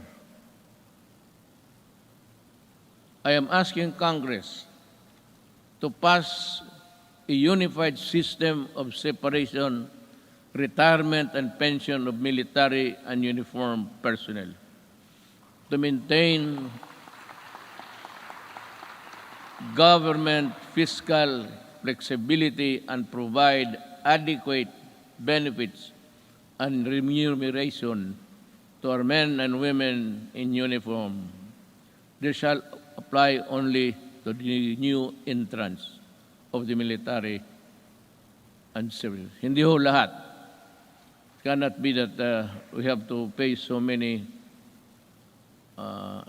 even the salaries of the retired. They get a chunk of the big budget. And if we include the new entrants, the funds available for them would not be enough. It is also high time for us to pass a law providing free legal assistance to AFP and PNP officers, enlisted personnel,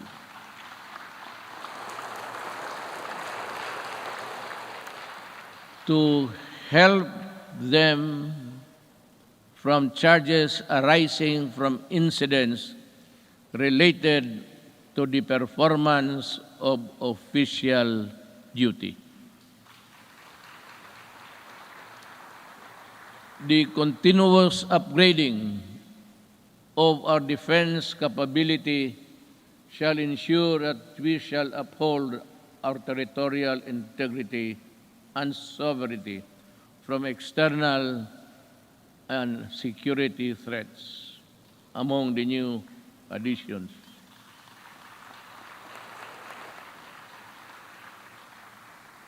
we welcome the country's 2 missile-capable warships to enable us to protect our seas by providing them with necessary equipment, by enhancing their professional capabilities, and looking after the families of the soldiers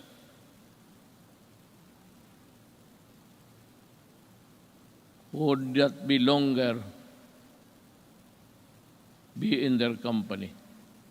We do not only strengthen our military and police institution, we also inspire them to serve this nation with the highest degree of loyalty and patriotism. We enable them to carry out their mandate to defeat all enemies of the state, whatever the cost. Indeed, I am proud of the accomplishments of our troops in securing our nation against all threats to our democratic institution.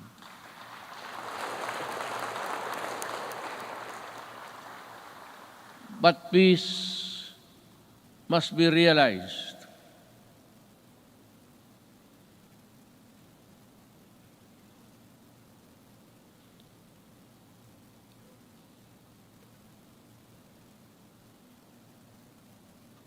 Peace and security is not only just a military concern. That is why we deviated from the traditional purely military approach in dealing with matters of national security.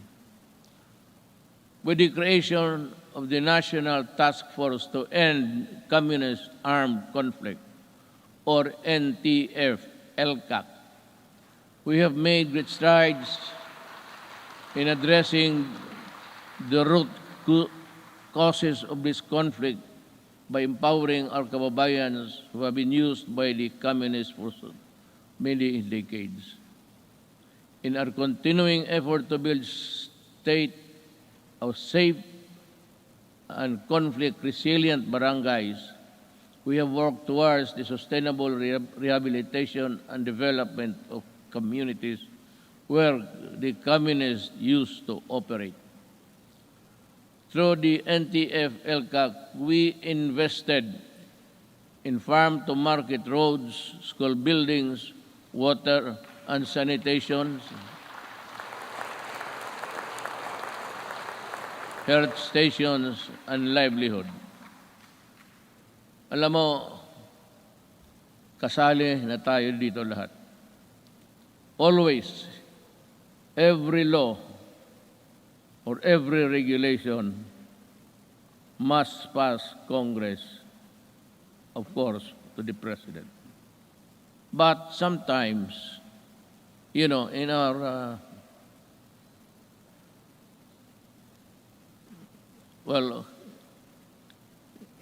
in the performance of our duties, we encounter the not so nice of confronting each other. But because of these interventions, more than 17 former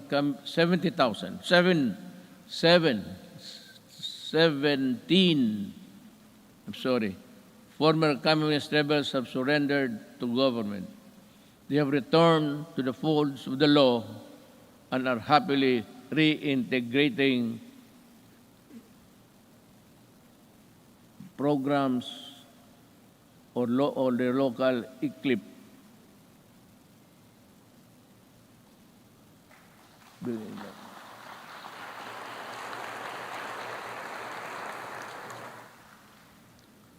It's either I am talking too fast or too slow, or the operator of this thing here is drowsy.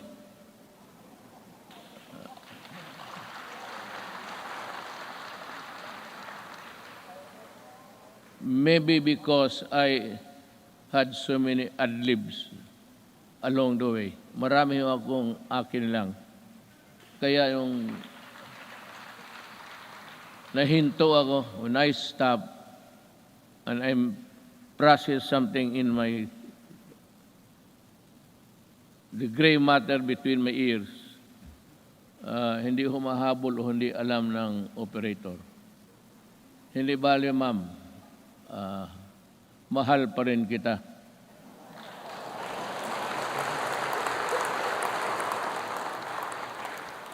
Lalaki ba ito o yung mga babae? Kagabi yung mga babae, sila? Sabihin mo sa kanila, magipagkita ako maya. I will embrace them for their punctuality in operating this, this strange machine that gives you the speech. With the support of our local government units, I am confident that support for the communist movement will continue to erode in the next few months. Unlike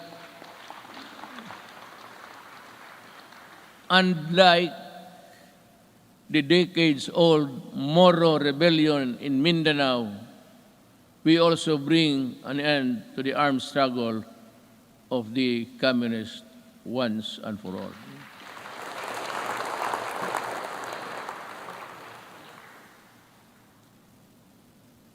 Sa totoo lang, itong komunista, college pa ako.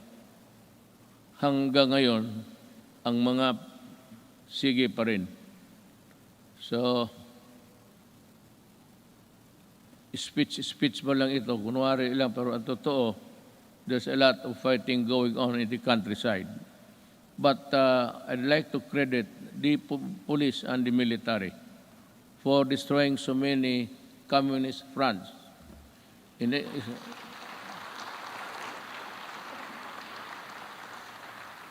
I think they have destroyed more than 15 apparatus or the fronts of the Communist Party of the Philippines. Alam mo,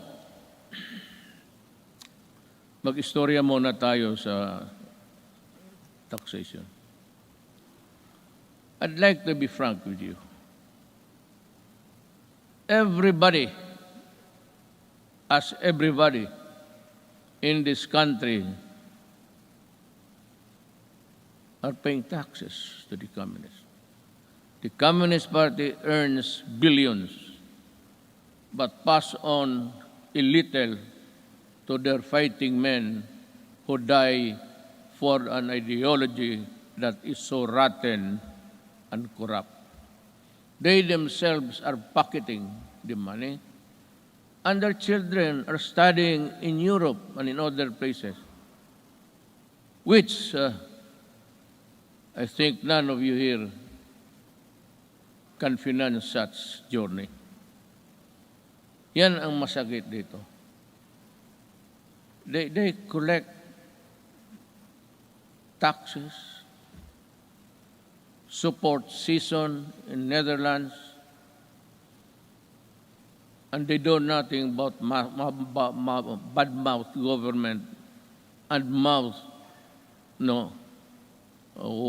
war dogmas and everything.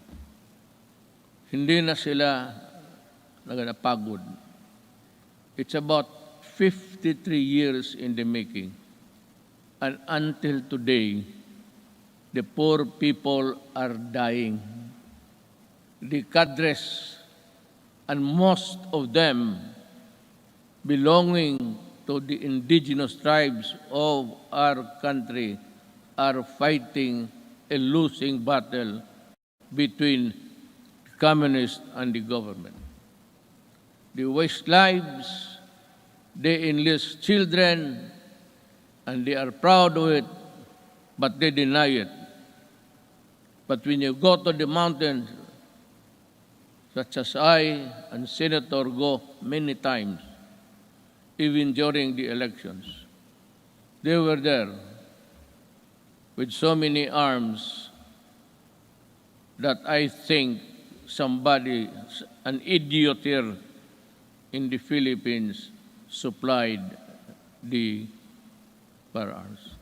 I'd like to ask Congress, especially Senator Bato, kindly dig on, because we have identified the person who imported the AK-47 into this country on the pretext of using it in the security, providing security and guards in business establishments and for those who can afford their home. This policeman, I think,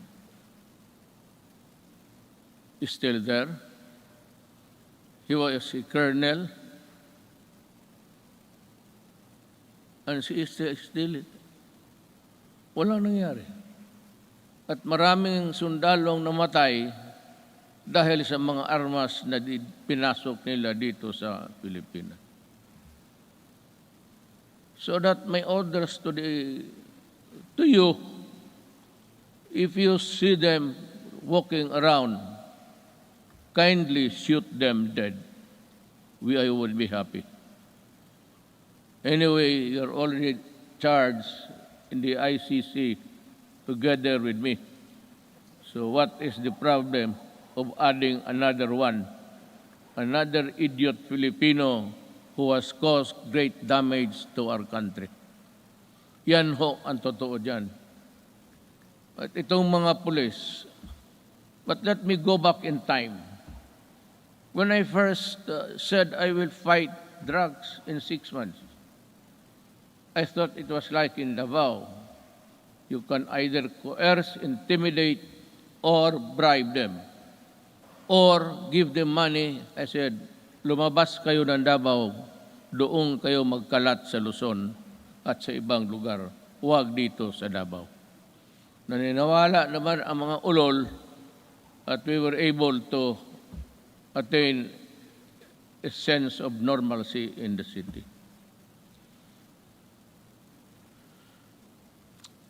Yun ho ang totoo. There are people charged with corruption and even going to prison for just maybe not telling the truth in their assets and liabilities. Nakukulong. Itong mga police were doing their thing, their drugs. They were the manufacturers and they were the distributor of drugs. When I became president, I asked De La Rosa, he was the chief of police of my city. I promoted him direct to being PNP chief. 4-star na kaagad automatic. But I told him and the others, look for the enemies. Look for where they are. And if you find them, destroy the apparatus. Destroy all, from the manufacturers to the peddlers, because we are fighting a drug war that was being participated in the business by 9 generals of the PNP. Kaya yan ang sakit sa loob ko. I did not know that I was fighting my own government. Customs and everyone else were facilitating the importation of drugs. And one importation, as you can see it every night on TV, the police now sees about almost $1 billion worth of drugs every day. And if you look at the 888, there are about 1,000 Filipinos arrested every day by the police in connection with drug trafficking. And that is why I go crazy looking at the situation. They are still around. We do not have the laboratories now because nawala na sila. At itong naiwan ngayon are doing the importation. The citizens of another country cook their shabu in their in their tugboat or something, and they threw out the product contained in the plastic bags and with an GPS attached to the contraband so that the importers here could find them easily. That is how we are fighting, almost losing a battle against drugs. And now, the Sinaloa gangsters of Mexico and the triad of Laos in that area. They are busy cooking, and we have the Filipinos here with nothing in their mind except to destroy a nation, distributes them. That is what I said. I've been asked the question, and several times I gave the answer. I am a Filipino, and I love my country. I do not want my country in disarray because of drugs. I do not want families break up and become dysfunctional. Yun ang masakit sa akin. If you want to destroy a family, look for a way of the member or a resident of that family home. Biglang mga droga. Pag nandyan na yung droga at they are hooked, and that is the end. Sometimes families are separated because of drugs, becomes dysfunctional, at yung mga masawa magpunta doon sa abroad, ika nga, to look for jobs.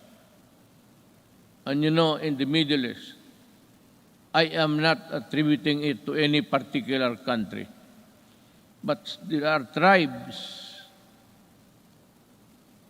in the Middle East who are employing our Filipina citizens, and they are uniform. Everybody who comes here home asks them how many hours of sleep they have. They said it's only 3 to 4 hours. And the food is hogwash. And they sacrifice because they send money to the families back home, and thinking all the time that the money was spent usefully, only to realize when she comes home that that family has already dispersed to nowhere. Bakit yan? Because itong mga durugista sa baba, itong peddlers, itong basurero, tawag, it's street lingo, they look for families na may mga nanay, tatay nagtrabaho, ang tatay or nanay nagtatrabaho sa abroad. And to think na iniiwan nila ang mga anak nila kung saan-saan na lang, to their neighbors, at the tender age of 3 to 4, 5, it breaks your heart. Iiwan lang nila sa kapitbahay kung walang mga relatives. And then, when they come back 4 years after, they now realize that their young sons and daughters have gone into prostitution because of drugs.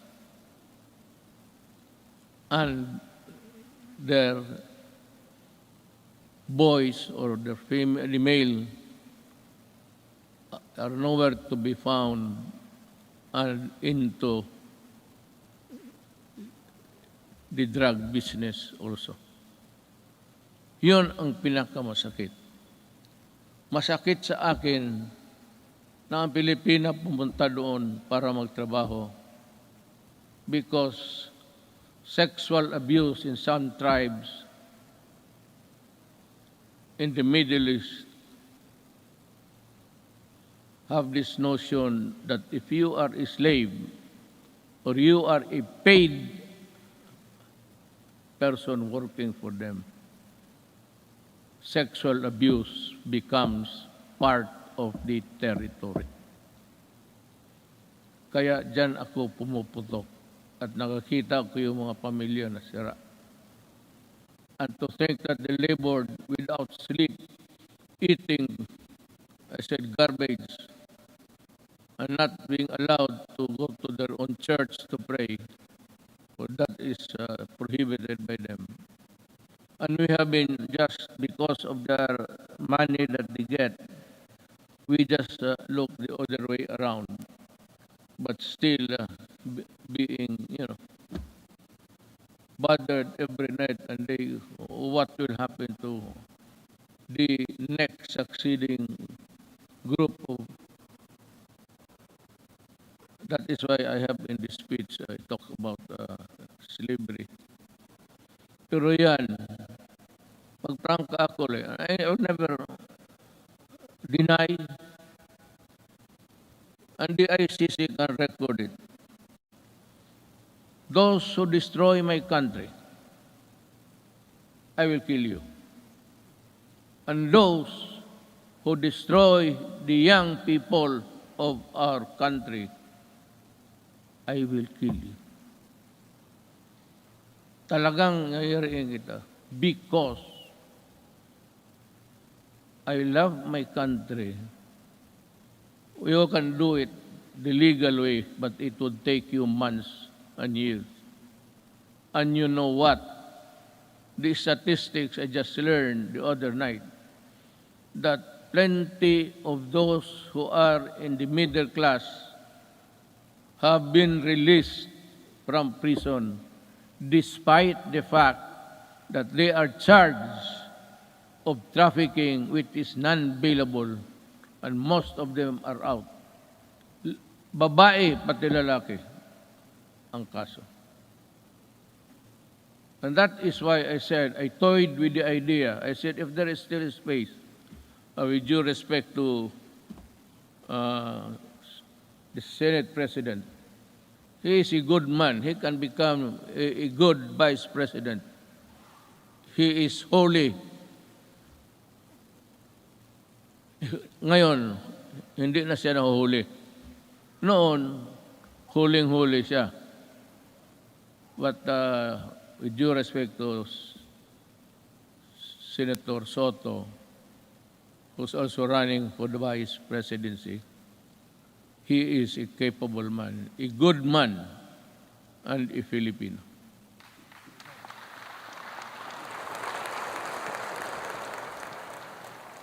Sige ako tingin sa harap na dito para sa likod ko.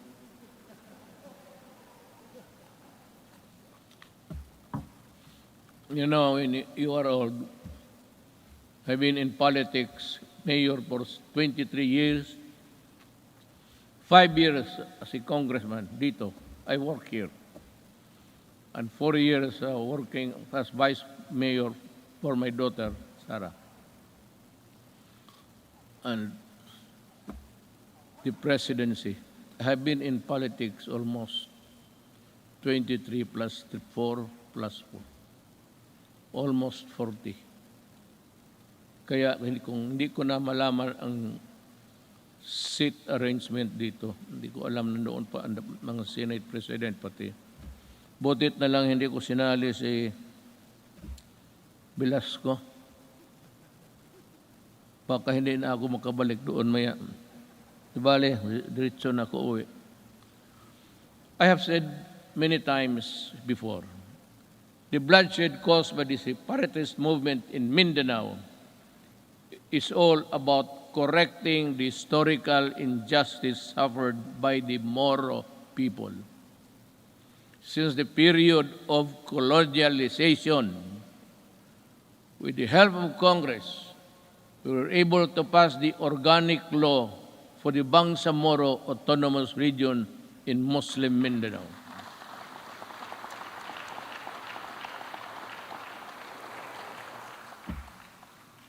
Finally fulfilling a promise that was decades in the making.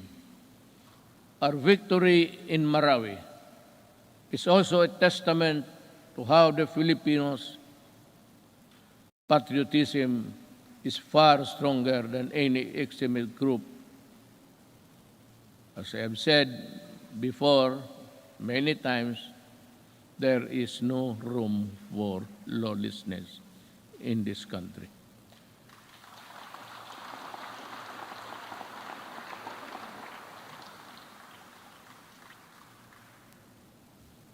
Rebuilding a better Marawi remains today still not completed.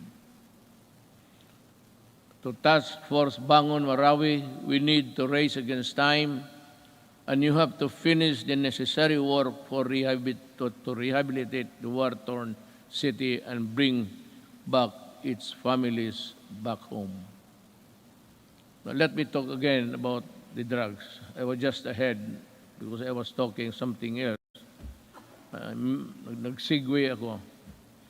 While we have made great strides in ending rebellion and insurgency in various parts of the country, we still have a long way in our fight against the proliferation of drugs.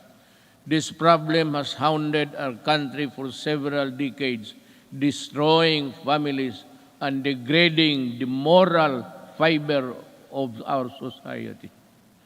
When the assumed office, I committed to end this problem at the soonest possible time. We launched an unprecedented war against illegal drugs and to destroy their apparatus. That permitted every level and sector of society. We waged war on the manufacturers, the financiers, the suppliers, the peddlers, and the entire syndicates, and more importantly, their protectors in government. We have rescued and reformed drug dependence because of their idiotic sense of decency. While interventions and building facilities not only for the rehabilitation, but also to prepare them to reintegrate into society. Our unyielding campaign led to the surrender of millions of drug dependents and neutralization, capture, and prosecution of thousands of drug personalities. The dismantling of illegal drugs and syndicates and the drug laboratories, the extensive drug communities down to the barangay level, and the cutting of narco politics. You know,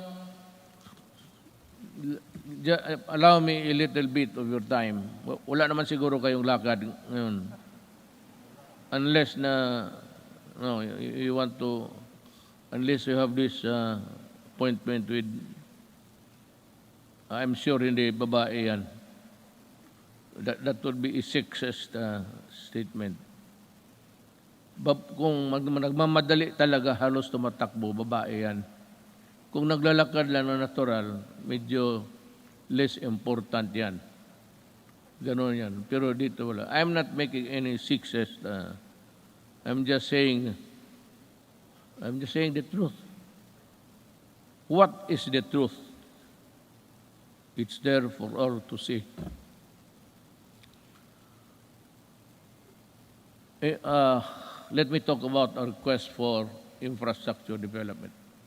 5 years ago, the first thing I made sure was to increase our infrastructure spending to an average of 5% of the country's GDP.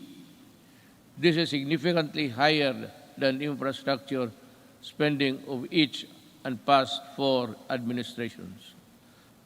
Thanks to the comprehensive tax reform program that enabled us to fund critical infrastructure projects, today we can see the tangible results all around.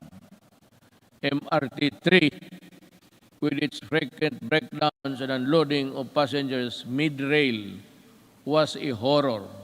That was for the daily commuters to endure in the past. Now, MRT-3 no longer unloads passengers but to their destinations. The waiting time between trains had been significantly reduced to 10 trains running at only 30 kilometers per hour before. Now MRT runs 23 trains at 60 kilometers per hour. We have taken away the misery of public commuting. We also pursue the completion of the LRT to East Extension project by extending Line 2 and adding 2 more stations. We have reduced travel time between Manila and Antipolo from the usual 2 to 3 hours to only just 40 minutes. Thanks to our partnership with the private sector, we are able to open Stage 3 of the Metro Manila Skyway in January this year. This decongested EDSA and other major roads in Metro Manila. On Independence Day last month, we also inaugurated the Kalayaan Bridge, part of the BGC Ortigas Centerlink project, which will reduce the usual 1-hour travel time between the two business districts in just 12 minutes. Beyond Metro Manila, we are pursuing several high-impact projects that will be completed within my term and perhaps in the following years. It's a question of money. Just this July, we inspected the newly built passenger terminal building of the Clark International Airport. The new and modern passenger terminal is equipped with the latest state-of-art technology. This can accommodate 8 million passengers, alleviate air traffic congestion at the Naya Airport, as well as serve a major growth driver and gateway to northern and central Luzon.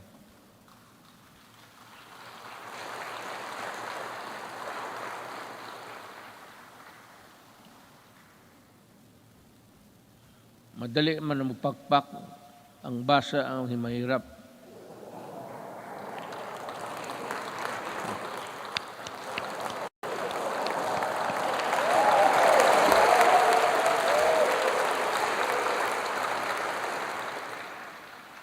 To help promote equitable development, we also completed several roads leading to important trade corridors. Last year, we completed the construction of the Poro Point Free Port Zone Road in La Union, which improved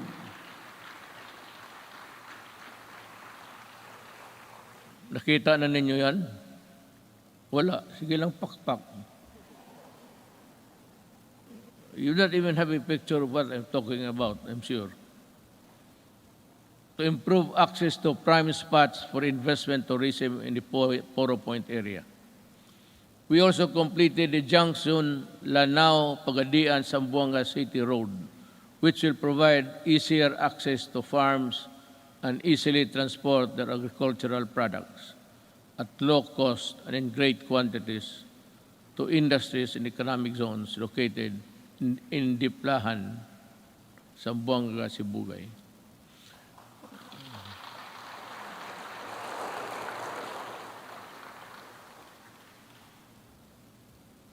The Sorsogon City in Bicol, inuna namin yan kasi mahal ko ang mga Bicolano.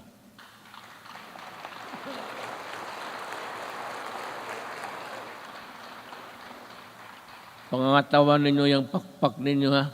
Baka the Sorsogon City Coastal Pass-by Road is targeted completion by the end of 2021, while the Davao City Coastal Road will be completed by 2023. Bakit? Why? Why is Davao last? Kasi sinabi ko sa kanila, unahin ninyo yung buong Pilipinas. During the initial years of my presidency, I told the economic managers and the DPWH, pati si Art Tugade sa transportation, unahin ninyo ang Luzon at ibang areas sa Mindanao. Do not look into the political entrails of this city and other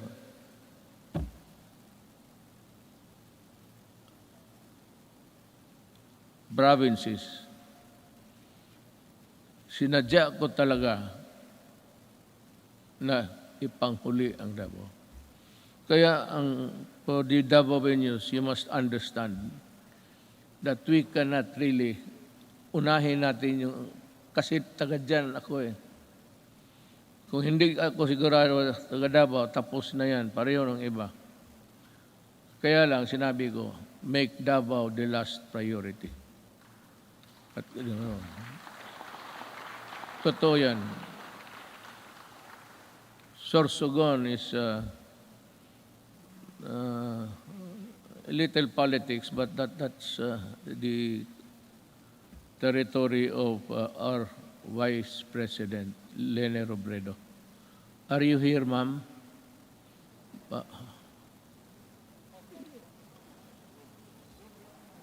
Zoom. Meron ho kayong Sorsogon at iba pa.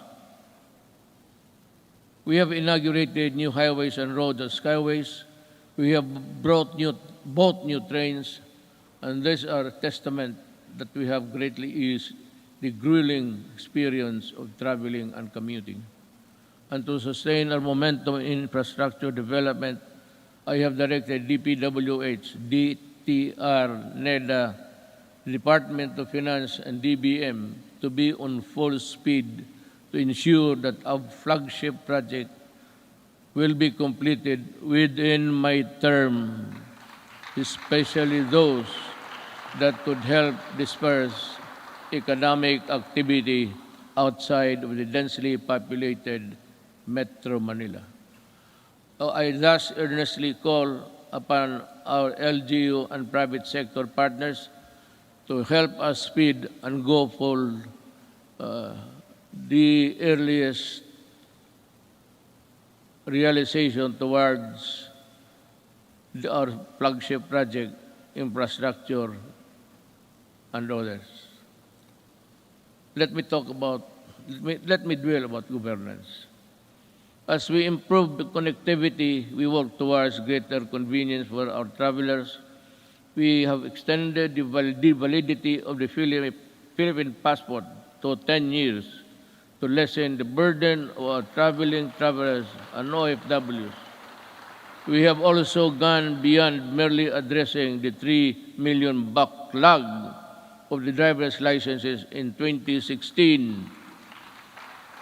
We also extended for the new cars the validity of the driver's license to 5 years, and addedly, we shall begin the issuance of these driver's licenses within 10 years, which would be good for 10 years if there is no traffic violation.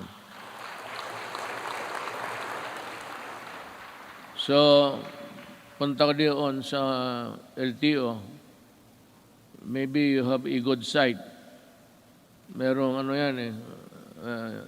I think there's an examination there somewhere to test your ability to drive safely.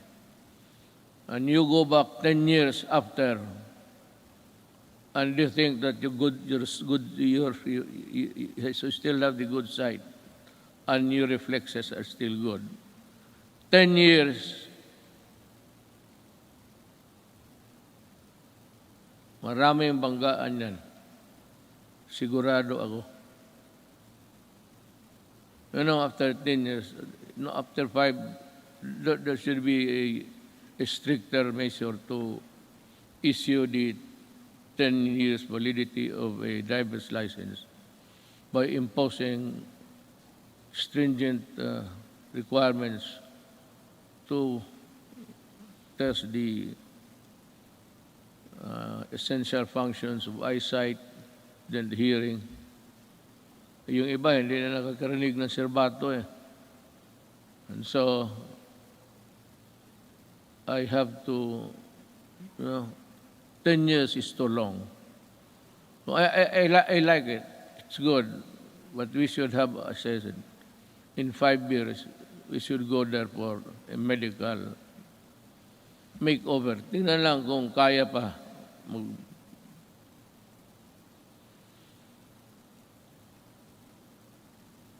Not only did we extend the validity of the licenses and passports, we also sought to make long lines a thing of the past.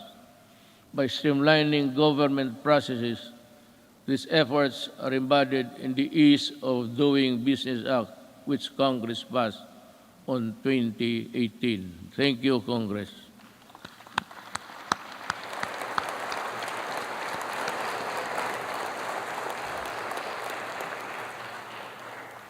Sa inyo yun. Ako ang nagpirma pala. Ako nag-execute. Pakpak rin kayo.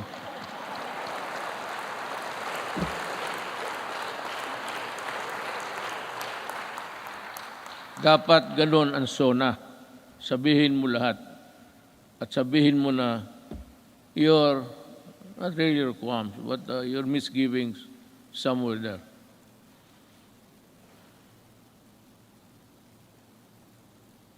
Transactions will be further streamlined with the rollout of the Philippine Identification System, or the PhilSy, to the Philippine Identification System Act. With this, we hope to facilitate better access, better services and access for all Filipinos, even in the far-flung areas. I want to say something about this, but I'm taking too long, We also ensured the modification of the salary schedule for civilian government personnel through the salary standardization Law 5. A necessary measure for our civil servants to recognize their work and accomplishment, as well as a gesture of gratitude and goodwill. We have this legacy, and we hope to pass on this establishment of central business portal, single site, and for all business-related transactions, such as securing business permits, licenses, and clearances, and launched earlier this year. It shall be elevated our global standing in doing business arena and improve our country's competitiveness. Alam mo ito, yung queuing. When I was a mayor, I don't know, but maybe a legislator or a senator or a congressman, well, not really that he's higher than the others. But kung dumaan ka as a local government employee worker, just like me, for 23 years, itong queuing, matagal ko na ito. In Davao, ang passport issuances na doon sa likod ng SM, isang gabi, nagmotor ako, nakita ko yung mga paa sa simento. So I was thinking, anong nangyari dito? So nagbaba ako, sabi ko, bakit dito kayo natutulog? Sabi nila, Mayor, ang pagbukas niyan, kailangan nakapila na kami. Pag hindi, sunod, ibang araw na naman kami. So, I called for the chief of office. When I said, look, I may not be the person above you, supervising. But make sure that this thing will not happen tomorrow. As in tomorrow. Tapos tinawagan ko ang itong sabi ko, why don't you give cards? Kung marami sila paglinya, may maglakad na martial, o ito, ikaw bukas, at 4 p.m. So you have to study the time and motion of people doing work. Sabi ko, ayaw ko dito sa Davao.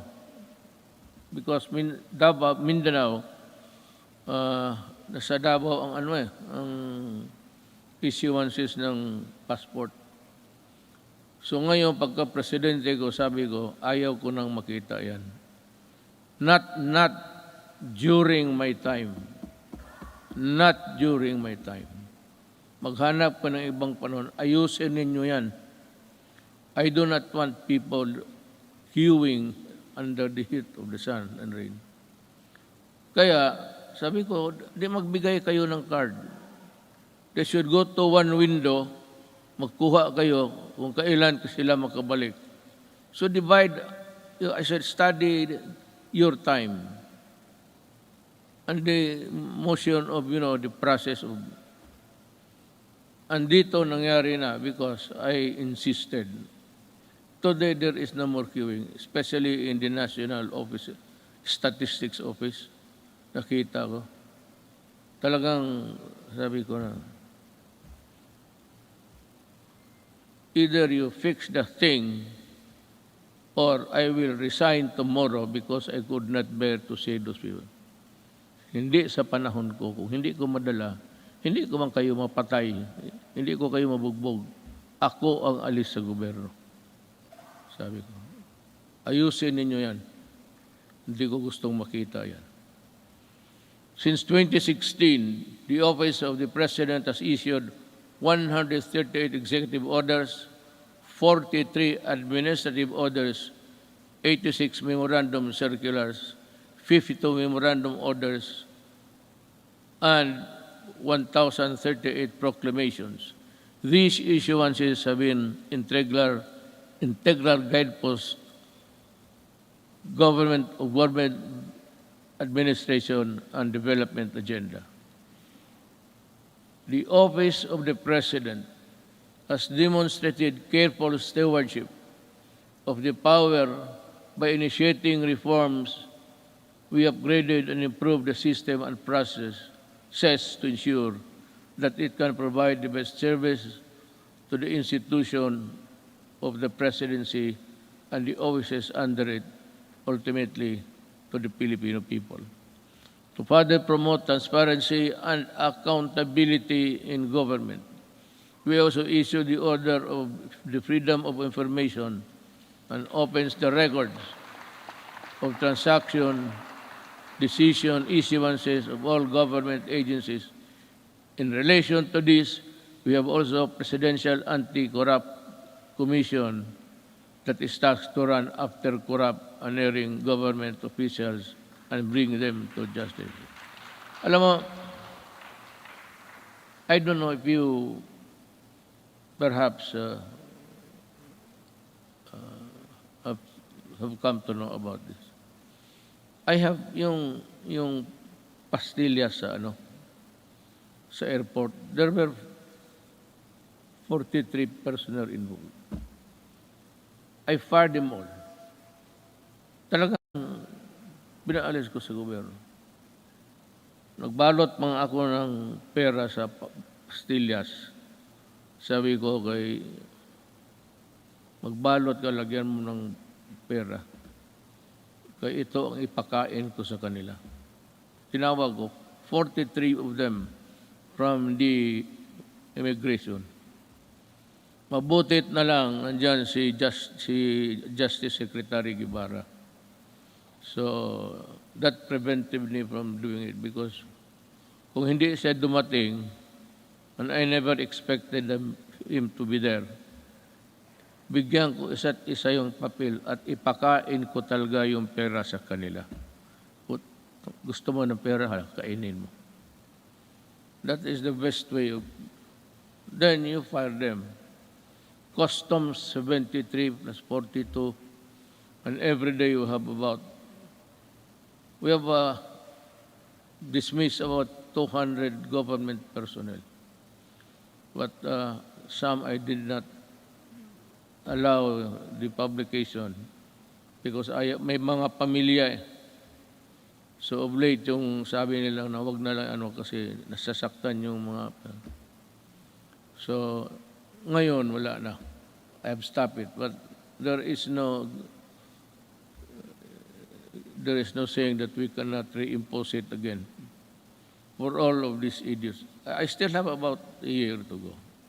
I will reach you somehow.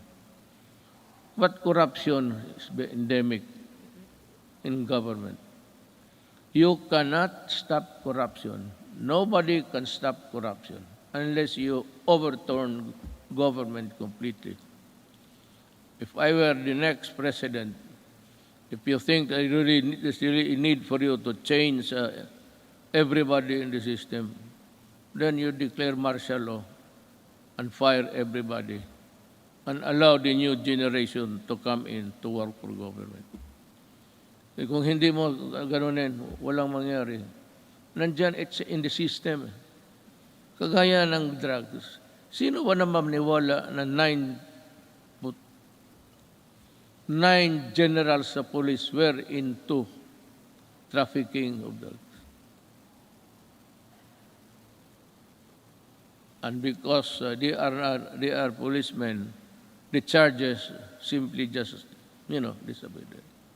Because the prosecution, the investigation, which form part of the vital documents in court, nobody was investigating because they are also policemen. Kaya yan kahirap ang Kaya gusto mo, itong mga to, talagang the only way to do it, just call them and say, look for another job. Don't.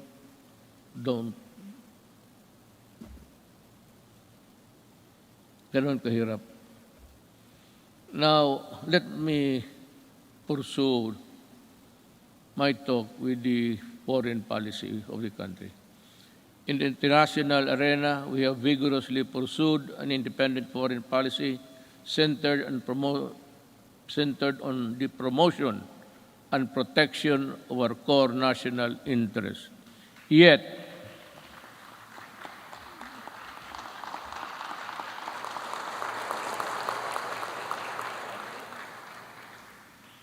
sigurado kayo sa pinakpakan ninyo? I was just laying the predicate of what I'm going to say. Yet, we continue. I will just give the cue, then you clap your hands. Yet we continue to work with all nations and seek partnerships that work, because despite differences, it is an independent world where interests and objectives intersect.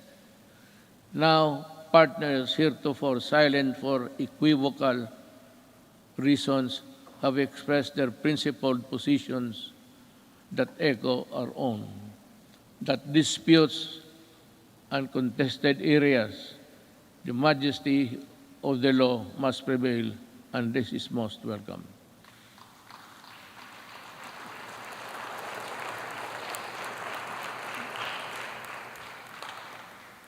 To our friends in ASEAN and around the world, thank you for supporting my government, my country and people, where it truly matters. I assure you that the Philippines will remain a responsible member of the international community.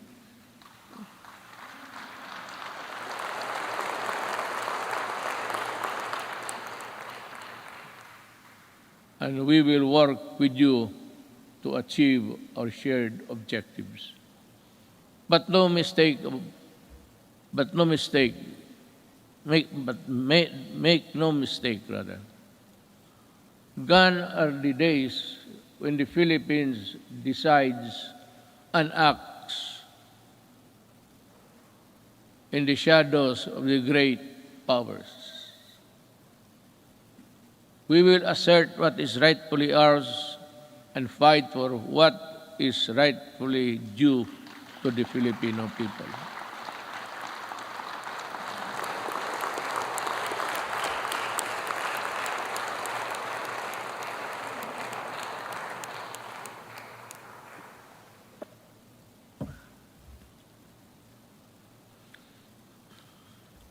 We do not have any Sona every day. Now is as good as any other time to just let it out from puso mo. This is why we sent back container vans of garbage, because our country is not a dump site.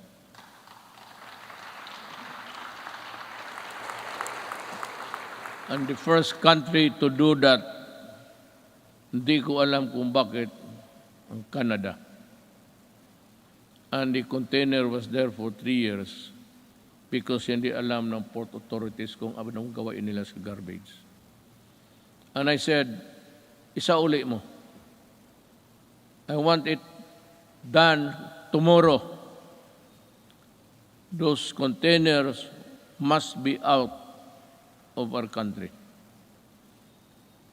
Pag hindi kayong lahat, all of you in custody, I'll fire you. That is a good ground for dismissing people for accepting the garbage. Kaya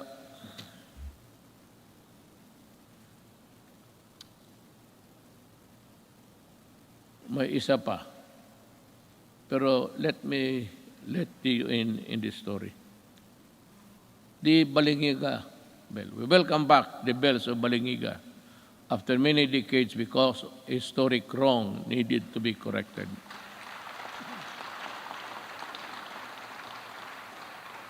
The deal was, I would say, I am in bad faith.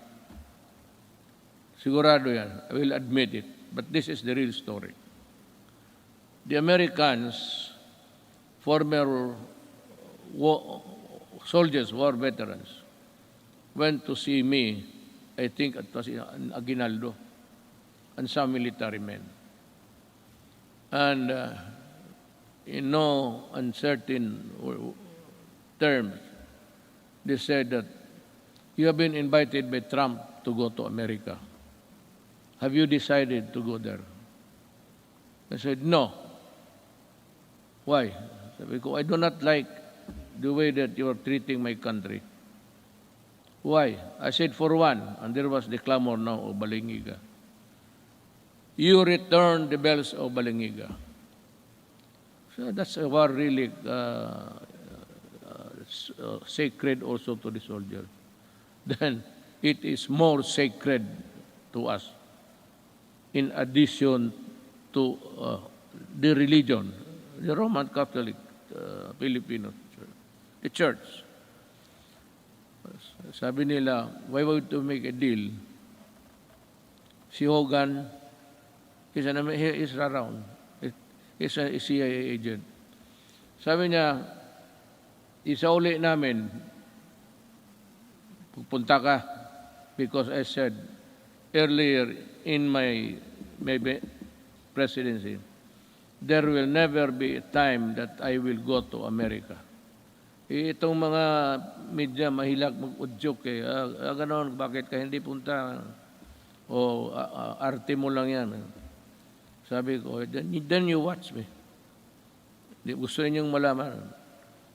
Sabi ko sa Amerika, yes, I might consider going to America. So, well then. O sabi ko, work on it. Ano in just 2 months' time, they told me that the ship carrying the Balingiga bells are on their way. Could Quezon, you remove it, you put it back there, kayo mismo. So tulong-tulong sila doon, nabalik na. Hogan said, so when are you going to go to America? So I do not have the time. But I will go there. Nung malapit na, hindi na talaga ako pumunta. Well, how about your promise? Well, I lost time to do it. I cannot do it now. Pero talaga, in my mind, and the Americans might know it, there was never in my mind a trip to America. Ngayong Balingiga, sabi ko, you massacred one barangay, baryo noon, women and children and all. Pinatay nila lahat. Because that bell, Balingiga, was used to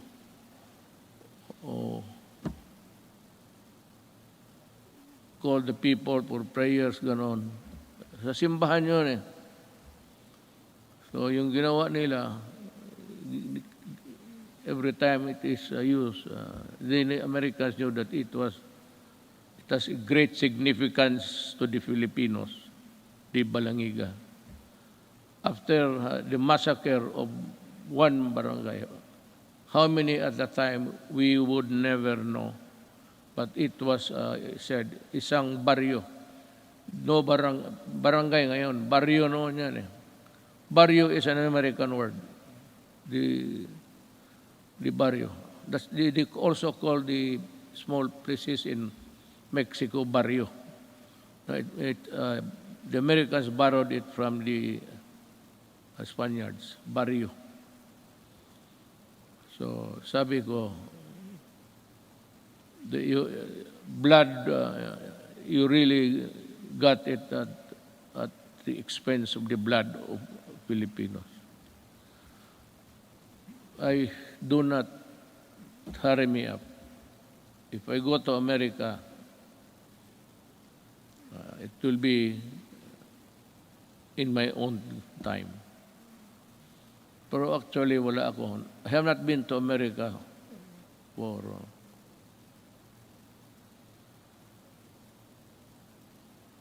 almost 10 years, 22 years.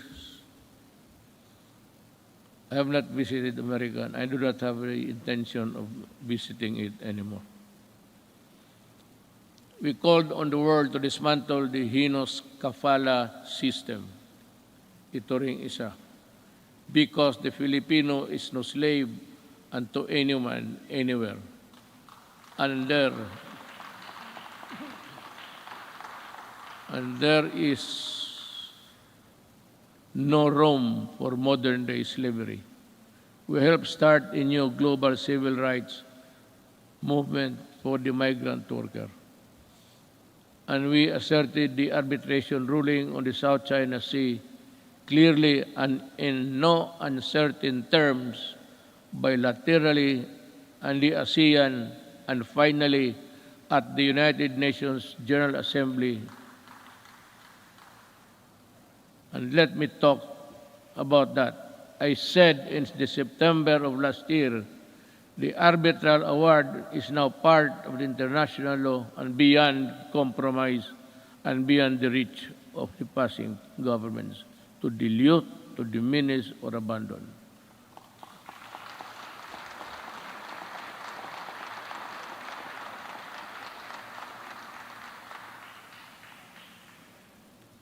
That is the problem. We would like to just to everybody in the Middle East. I would like to tell them that not only Filipinos, but all human beings, the kafala has no place there because it's a setup for slavery. Either you correct it or we will ask our workers, Filipino workers, to go home. Sabi ko, bahala na. Kung mahirap lang kami dito, okay lang. We will try our very best to make up for what they have lost, what they will lose in the process. but we will never allow them to be slaves. But we need to do more with our partners. We continue scaling our maritime domain awareness, defense capabilities, yet we will not close our doors on diplomacy and the tongue, because that is how disputes are settled and never by force. Let me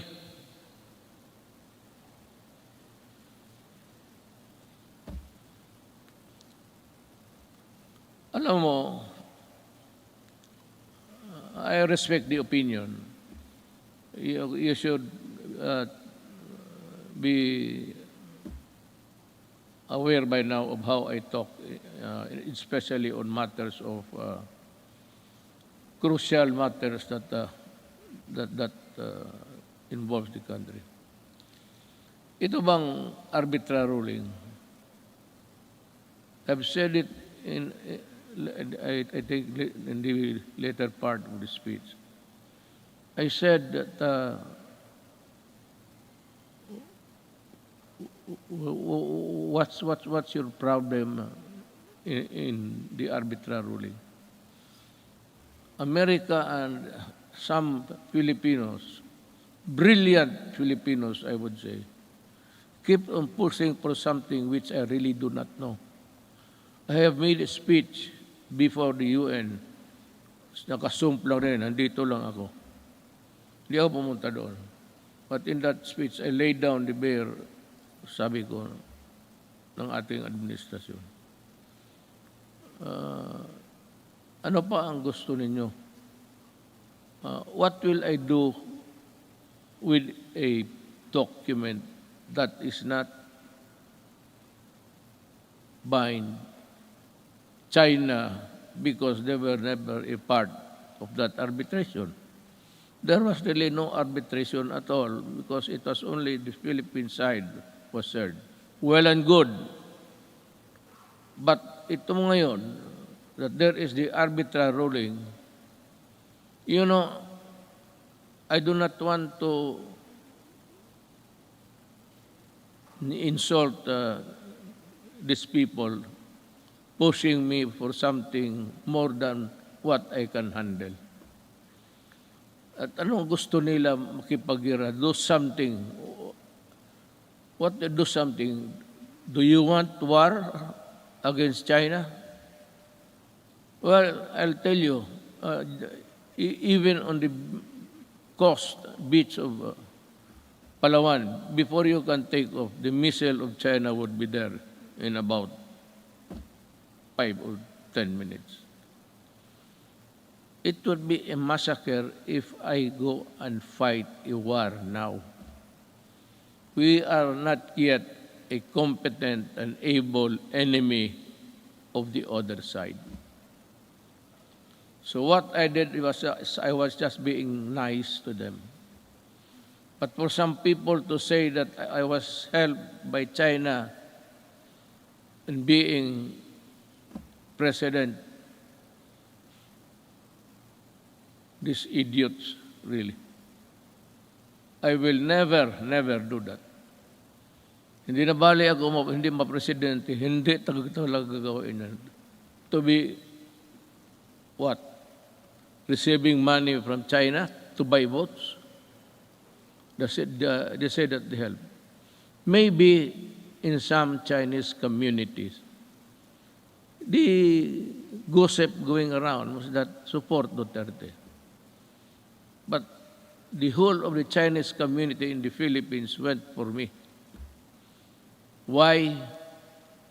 Kasi sa Davao nung mayor ako, ni minsan hindi ako tumatanggap baski Christmas gift. Dito marami dito sa Maynila, presidente ako ngayon. Maraming nagpadala ng baril, kung ano diyan, gobset. Sabi ko, isauli mo yan. Yung mga relo, itong aking relo, it's IWC. This is only 300,000. But the patik that has come way me, sinauli ko talaga, return it. O pag hindi, itapon mo sa Pasig sa harapan nila. Hindi, hindi ako tinulungan ng China. Nag-usap kami ng China civilly, but after election. And after election, I was a good friend of presidency. Until now, when the pandemic struck, the first country I called for help was China. President Xi, sabi ko, President, we have no vaccination program here because we do not have the vaccines. We have not been able to invent one. We might have a hard time. I said, no, it's okay, we'll send you. And he sent us, I donated about 1,500,000 of vaccines. Ganon, kaya sabi ko, ako, lalo na kami mga Bisaya, mabigat sa amin yan, for us Bisayans, yung utang na loob, mabigat talaga yan. Hindi mo mabayaran ng ano, pero pag may utang na loob ako sa iyo, you can be sure that I will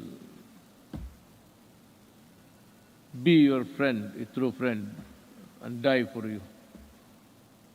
Pero ito, China mag-die, bakit ako magpakamatay dyan? Sundalo ako, ubusin ko. How can we fight China? Do we have the weapons? Do we have the everything? Now comes America. They say that if the attack is against the Philippines, they will defend. But they issued a statement that America does not meddle in conflicts involving the boundaries of other nations. And if America has to go to war, you would have to go to Congress to get, American Congress to get that authority to go to war. That is why many presidents, hindi na lang, it was just not an error, a mistake, a malicious mistake. No president has ever been punished for attacking nations, getting into a fight with nothing. And if they come here, well, ang problema kasi nandito na yung balingiga, sa uli na lang natin, uli. Maybe I'll just return and pag ito it's no big deal to us, bells, ring it until you die. Fulfilling my promise to our coconut farmers and the Filipino people, my administration has worked with Congress to pass the Coconut Farmers and Industry Trust Fund Act.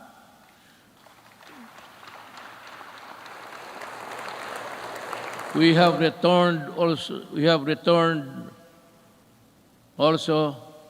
the cocoa levy funds to its true and rightful owners, our coconut farmers. The fund is now worth estimated to be 75 billion, which will be utilized according to the plans and programs in the Coconut Farmers and Industry Development Plan for the direct benefit of the coconut farmers and the development of the coconut industry. In our effort to ensure that food is within reach to every Filipino family, we work for the passage of the rice tariffication law in 2019, despite pushbacks. This resulted in the stabilization of rice supply and food prices and the proceeds from the tariffs that enabled us to provide our farmers with modern machineries that increase their yield and sustaining growth agricultural production. We also fulfilled our promise to improve free irrigation. That was the first promise I made in San Miguel, Bulacan when I was campaigning. The farmers invited me to go into the farms inside San Miguel, Bulacan. And we had a sort of a meeting, and the first thing that they were complaining about was the severity of the irrigation, that they have to pay 5,000 every month, every year. So sabi ko, I will work on it. Free Irrigation Service Act of 2018 is a product that now lowers the cost of agricultural production, especially for poor farmers. We also work to ensure that households have adequate supply of clean water, potable and affordable water. It's more than a commodity. It is vital. It is a vital public good. This is why I used my political capital to fight vested interest behind disadvantageous water service contracts that burden consumers with unjustified water rights prices increases. With the signing of this concession water agreements, concessioners consumers will be protected at least until 2037. Ganito yan eh. There is this concessionaire, dalawa. Ayaw ko na lang mag-ano. I will not mention names. Pero this is really what happened. Ang dalawang concessionaires, one in the south and the other one is north,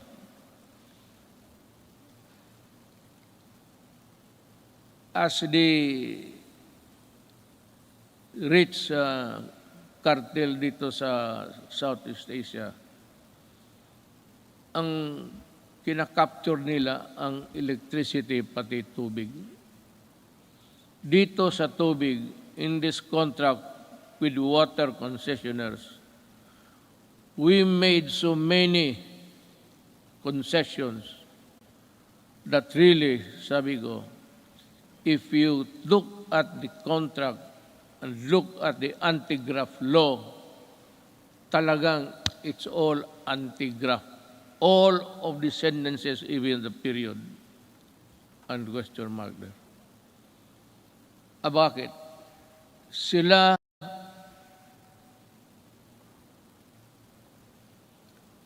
walang problema sa tax because the people, consumers, will pay the taxes for them. Sila kung malugi, sabi na, hindi nila kasalanan, and I can think of it, through not of their own fault, sabi doon, bayaran natin sila malugi. We pay for the tax corporation nila. At sila ang mag-decide kung i-increase nila o i-decrease nila ang water prices. The regulators, itong mga regulators sa Pilipinas, walang magawa and they acceded to the contract. It was really, I do not know how to put it. Kaya ako nag-pardon, di ba nagmura ako? Sabi ko, biro mo kung malugi sila, babayaran pa natin. Tayo ang corporate tax nila. Tayo ang magbayad. And it's a cartel that service concessionaires are part of the cartel of Malaysia and Indonesia, and they form part of that mother corporation. Itong mga sa Pilipinas, pati Malaysia, Indonesia, they are just, kumbaga sa storya, chapter lang yan sila. It's being controlled up by the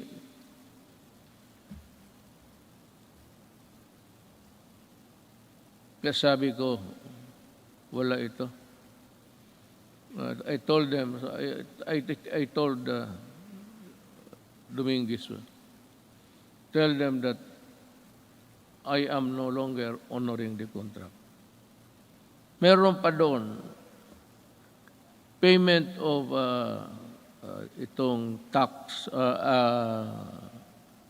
water treatment plant to be constructed in the Harrison Plaza site. Yun ang pinirmahan natin. So 1997 up to the present, or up to the month that I blew my top, nagbabayad, ewan ko kung ngayon nagbabayad, there's a, sa water bills ninyo for enhancement of quality of water. Ang ibig sabihin, water treatment. And they were collecting since 1997. So until now, how much of the Filipinos' money are with them for nothing, not even for a song? Kaya ako, if there is something, hindi naman proud, but if there is something someday that my children will say, what have you done for my country? Sabihin ko sila. Talagang inupakan ko sila. Sabi ko, ayaw ninyo? You do not want it? Well, okay. I will just confiscate your system and call the military to operate it. I will exercise the eminent domain and expropriate all of your assets here. Kasi gagawin ko.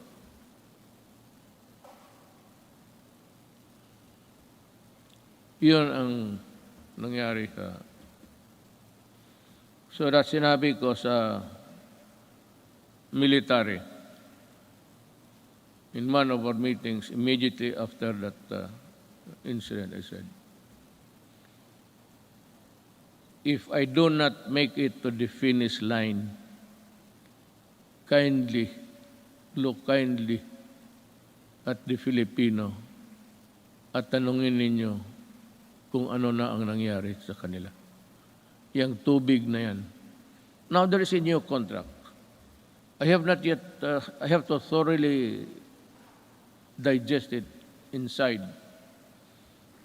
I have to absorb it, every word of it, that the Filipino is protected. Pag nandyan na yan, then I will sign. But I will not forget. I'm telling them the crime is there already. And any Filipino who would want to go after you can. Sabi ko, I will not free you. I will not, there's no waiver in you. I will never allow that.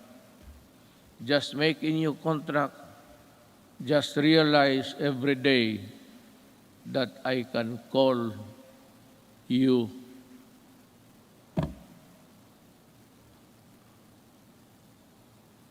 itong frequency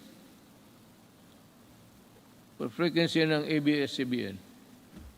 Yan ang pinaka-ideal kasi, you know, frequency is everywhere. But there is a spot, kung sa Gulf is a soft spot, na maganda yung... Wala akong problema sa ABS-CBN. They got my money, I'm not for that. They wanted to return it when the case blew up. But they printed all the garbage, including my daughter as a drug trafficker. Nilamon ko na lang lahat yun. Because I never wanted to appear vindictive. But itong they are cheating government by the billions in taxes. And they still want that frequency because yan ang pinapag-awayan. No.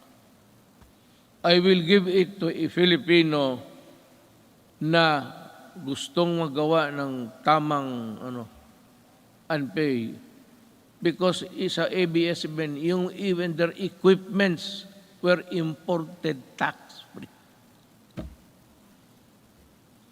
Kaya talaga ako hindi magpapayag. They still owe government billions. Hindi contract dyan sa nakalagay doon 4 hectares. So ang binabayaran nila 4 hectares sa property tax.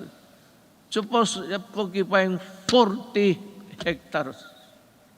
That complex there. Pero ang ginamit nila na papel, yung 4 hectares, yun lang ang binabayaran nila. Kung hindi ba naman, kaya ko sila inaway. Well, our micro, small, and medium enterprises, or MSMEs, constitute 99.6% of our country's businesses and are vital to economic activity, job creation, and poverty reduction. Iparamdam natin ang ating malasakit sa maliliit na negosyante sa pamamagitan ng Pondo sa Pagbago at Pag-asenso Program since 2017. Meron na tayo. We have the program. The program has provided over 219,000 underprivileged microeconomic entrepreneurs with an alternative to the exploitive lending 5-6. Yan ang nakaano sa, do you know what? Maybe I have to go to, if need be, I have to go to India. Yung 5-6 nila ng Turko, tinatawag ng Turko, kung maghiram ka sa kanila ng 10,000, pahiramin kanyang, hindi pera 10,000, 7,000 lang. And the others, mga refrigerator or things that you do not even need in the house. Bilhin mo sa kanila, sala set, lahat na. That is part of the money. You do not want the furnitures, the refrigerators, they won't give you the... Kaya ang Pilipino na buktot, alam mo buktot, naging hunchback na lang sa trabaho, ganun pa man. Kaya ako, sabihin ko itong mga Turko, you better come up with a fair scheme. If you want to go into business, money lending, but not at that usury. Usury 1,000 times. Likewise, to further support development of our micro and small business, we initiated radical reforms in the tax system to ease the taxation burden and increase the net income of lower wage earners and small businesses. Thanks to Congress.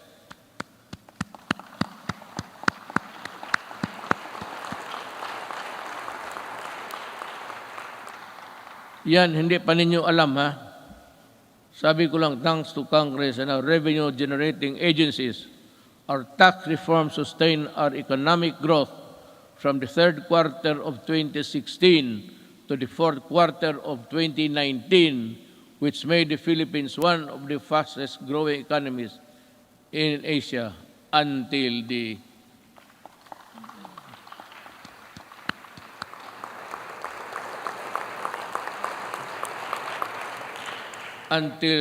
pandemic scourge. Yan talaga ang, well,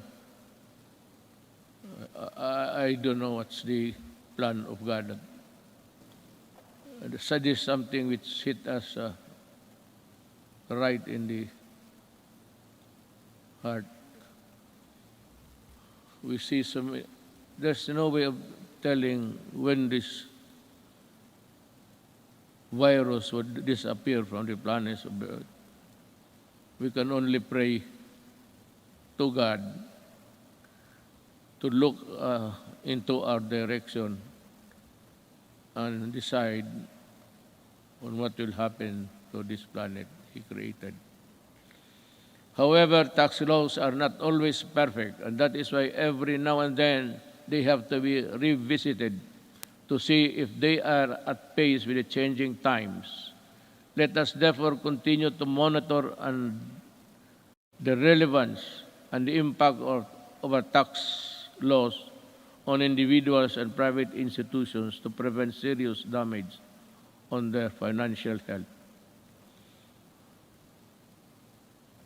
Going now to the social and health issues. To unburden of people from the hefty cost of tertiary education, my administration worked with Congress to pass a landmark legislation that had remained unpassed for so many years. The Universal Access or Tertiary Education Act in 2017, which provides free education to college students and state universities. Thank you, Congress.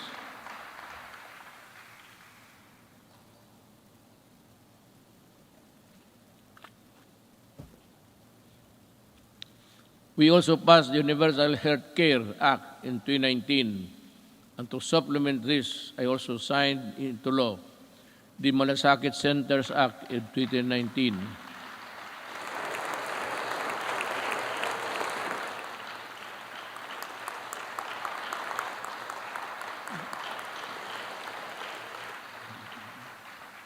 Kasi ganito yan eh. Pag ang pobreng Pilipino na sa ospital, magpunta pa siya doon sa kung saan makahingi ng tulong. So, ang ginawa, just like in Davao, ginawa namin, yung lahat na kailangan, yung internal revenue, kung nandyan, business permit, dyan na lang sa isang lugar, medisina, kunin nila. Dyan mismo sa hospital. Hindi na sila maglakad-lakad. And to me, that is one of the most, let me find the right word, a poignant act of Congress and of the Executive Department.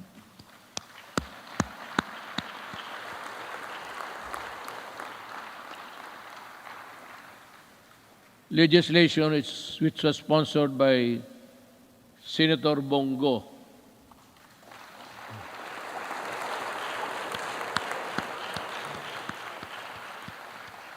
If you feel like standing up, you can, Senator.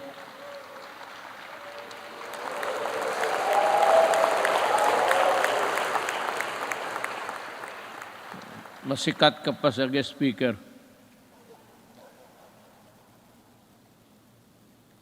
Unburden our peoples with the tedious process of going to various agencies and offices in order to avail assistance from government. I am pleased to report that we have already established 130 Malasakit centers across the country. That has already helped millions of Filipinos in their hospitalization needs. By establishing Malasakit centers all over the country, we have actually leveled the playing field and provide our less fortunate countrymen the medical care they deserve.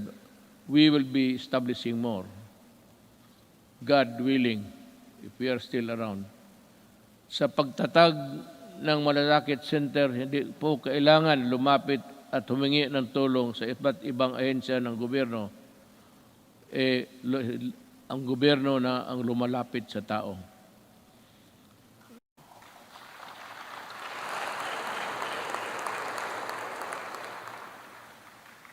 So, let us talk about COVID. It's mentioned everywhere in the speech, but what's this goddamn virus is? I have to admit, back when I decided to answer your call and run for higher office, never did I imagine that my presidency would not only be judged by how I made good in my campaign promises in fighting illegal drugs, criminality, corruption, but how well I led our nation during the global pandemic. Hindi na ako makapronounce ng buti, baka mayroon na ako. May ambulansya ba dyan? Mukhang iba na ang... I cannot pronounce the words. I hope this is not a symptomatic. Prior to the pandemic, we recorded our lowest debt to GDP ratio since 1986, the highest revenue effort since 1997, the highest credit rating in the country's history, yung sa bangko. Because if your rating is high, it's easy to borrow at maliit lang ang interest. That is the dynamics of a rating by Fitch and Poor, mga ganon. So, and the lowest rates of unemployment and underemployment and poverty, well, it's still there. It is beyond dispute that our economic governance fundamentals were robust when COVID-19 hit us. I am sure that much can be said about the way we took on the daunting challenge of preserving lives while sustaining our momentum towards the developmental, dito na lang ako,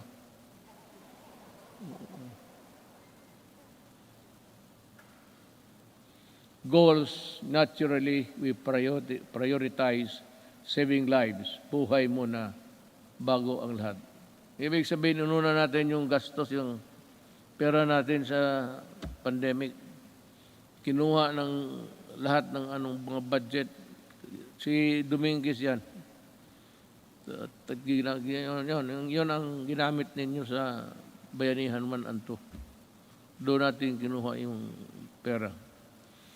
We move quickly to safeguard the well-being of every Filipino through preventive and responsive health and safety measures and broad inclusive social amelioration programs, or SAP. Thanks to the support of Congress, we launched the most extensive social protection program in our country's history with the Bayanihan passage of Bayanihan 1 and Bayanihan 2.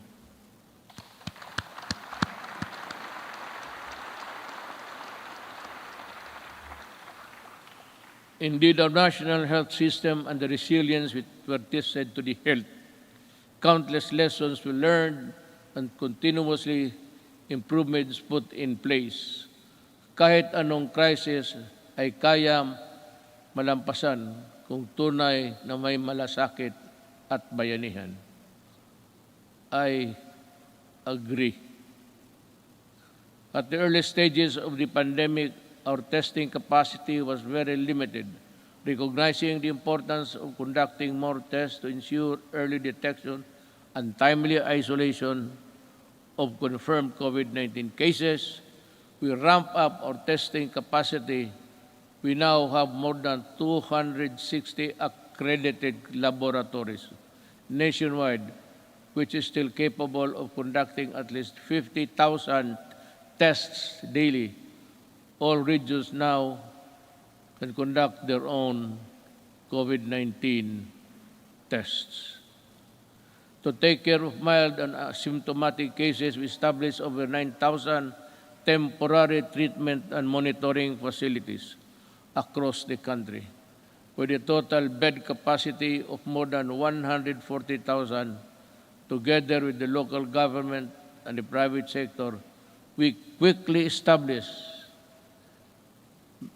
mega quarantine facilities that could accommodate more cases. Modular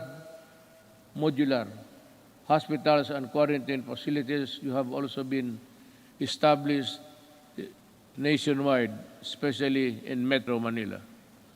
For our severe COVID cases, our tireless health workers will continue to ensure that you are provided with the best care round the clock based on the latest development global best practices. Our health experts continue to actively participate in the search for safe and effective COVID-19 medicines.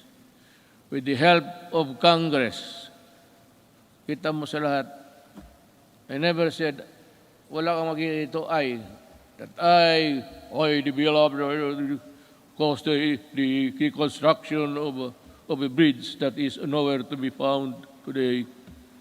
Yung mga, ako sa inyo talaga, with the help of Congress, we passed 13 measures that establish the new and improved the capacity of existing hospitals around the country to provide quality care and services. Our people, especially amid the ongoing pandemic-19.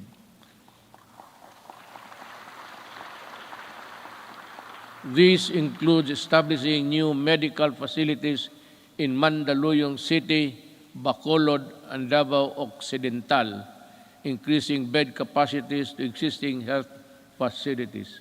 In Quezon City, Ilocos Sur, La Union, and Palawan, the upgrading of health facilities in that area to include Leyte.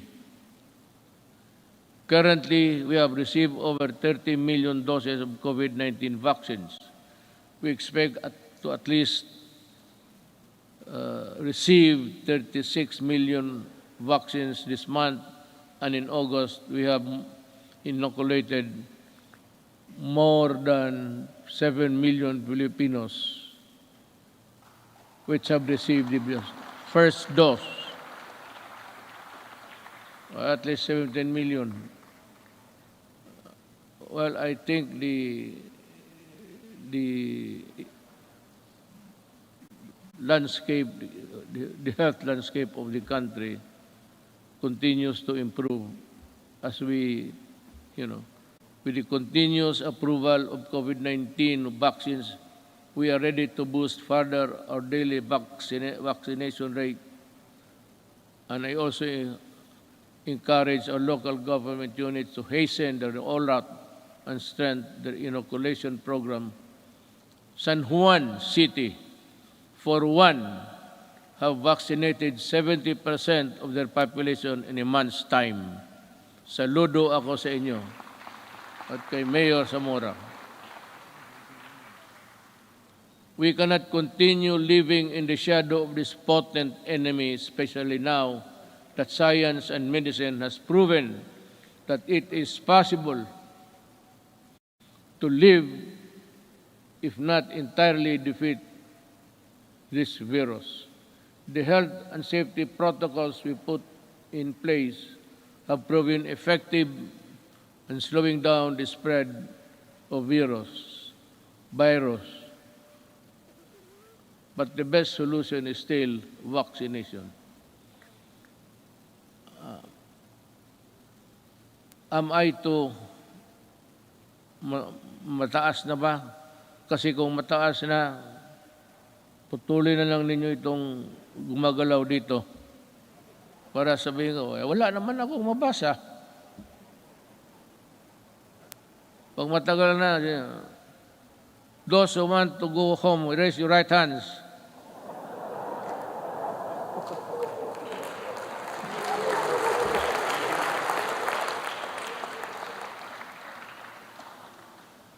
Pati si Monsignor, taas niya kamay niya. That is why I implore our countrymen who are now in the list of sectors to be inoculated to get vaccinated now. And to those who received their first doses, please return for your second shot.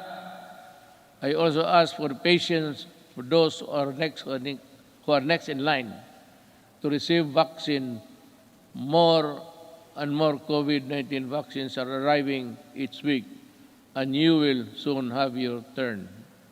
Corollary to this, it is high time that clear and precise uniform protocol and guidelines are issued in anticipation to the vaccination of more Filipinos and the steady reopening of our society. You know, pagpasensyahan niyo ako, I ask, I beg your kind indulgence. But I have to say, to talk about something which would affect us all. It seems that this government is too far away from the people. Yung serbisyo talaga na totoo. Nung isang araw nakita ko, I do not want to know what place was that. Ang mga tao nakapila, and they say that they were there at 4 o'clock. Lumalakas yung ulan, sa payong lang sila. So nanonood ako sa report because I listen to the report every morning. Makukuha mo sa mga radio station yan eh. So I was having breakfast. I was listening to their TV. At nakita ko yung mga tao nakapila doon, malakas ang ulan. Sabi ko,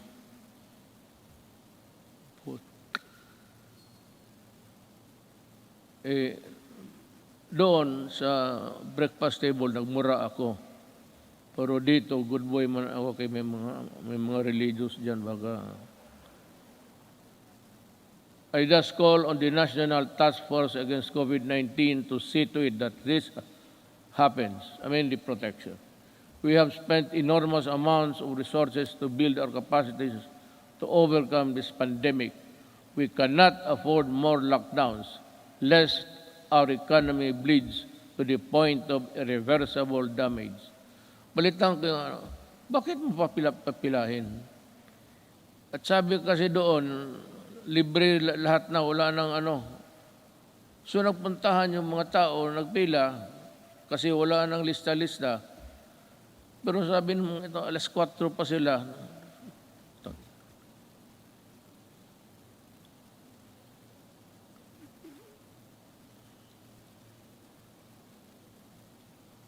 Hindi lang ako pwedeng alam mo sa totoo lang, hindi naman ako nagyayabang. I'm just an ordinary Filipino citizen. Just like you, I get hurt when people are nearly almost brutalized. Bakit hindi ka magkuha? It's rain time. Malakas ang monsoon, southwest monsoon, dumadaan talaga sa Pilipinas. Gamitin mo utak mo. You should look for a gym. At bigyan mo lahat ng tao ng number. Hanggang dito lang po. Hanggang dito lang tayo. Balik kayo. Itong bukas, from 15 to 20, kayo na naman bukas. Bigyan mo lang card. Prepare a card where you can, the marshal will go around the queuing na bakit mo, hindi ko maintindihan, this media, hindi ko maintindihan bakit gawain mo yan sa Pilipino. Yan ang tinatanong ko. Why do you have to do it to the Filipino? You can always, maghanap ka ng, there's always a gymnasium. Mga eskwelahan, walang klase ngayon.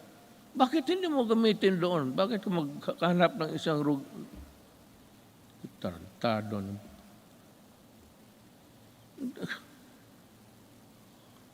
Kaya lang ako, well, it is to my chagrin, because gusto kong lumabas. Itong PSG lang na ito ang, sabihin ko sa inyo, huwag kayong magpresidente. Wala talagang, sabihin ko, maliit ang sweldo. Wala ka. If you're not there really for mag-corrupt ka dyan, well, it would make you a billionaire overnight. But kung magtrabaho ka lang ng ganito, ako presidente, gusto kong lumabas doon, sabihin ko, hoy mga, bakit ganito to? Bakit ganon kayo ka?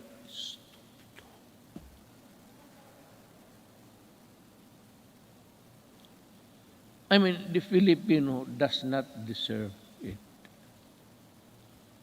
Even if they are not paying taxes.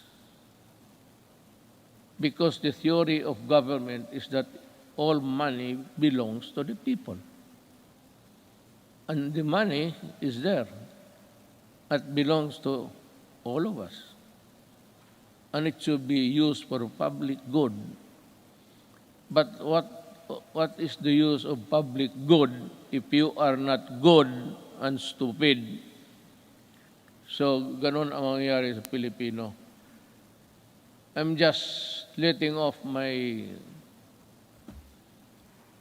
Kasi kung hindi lang talaga bawal, itong PSG, hindi ako pinapalabas.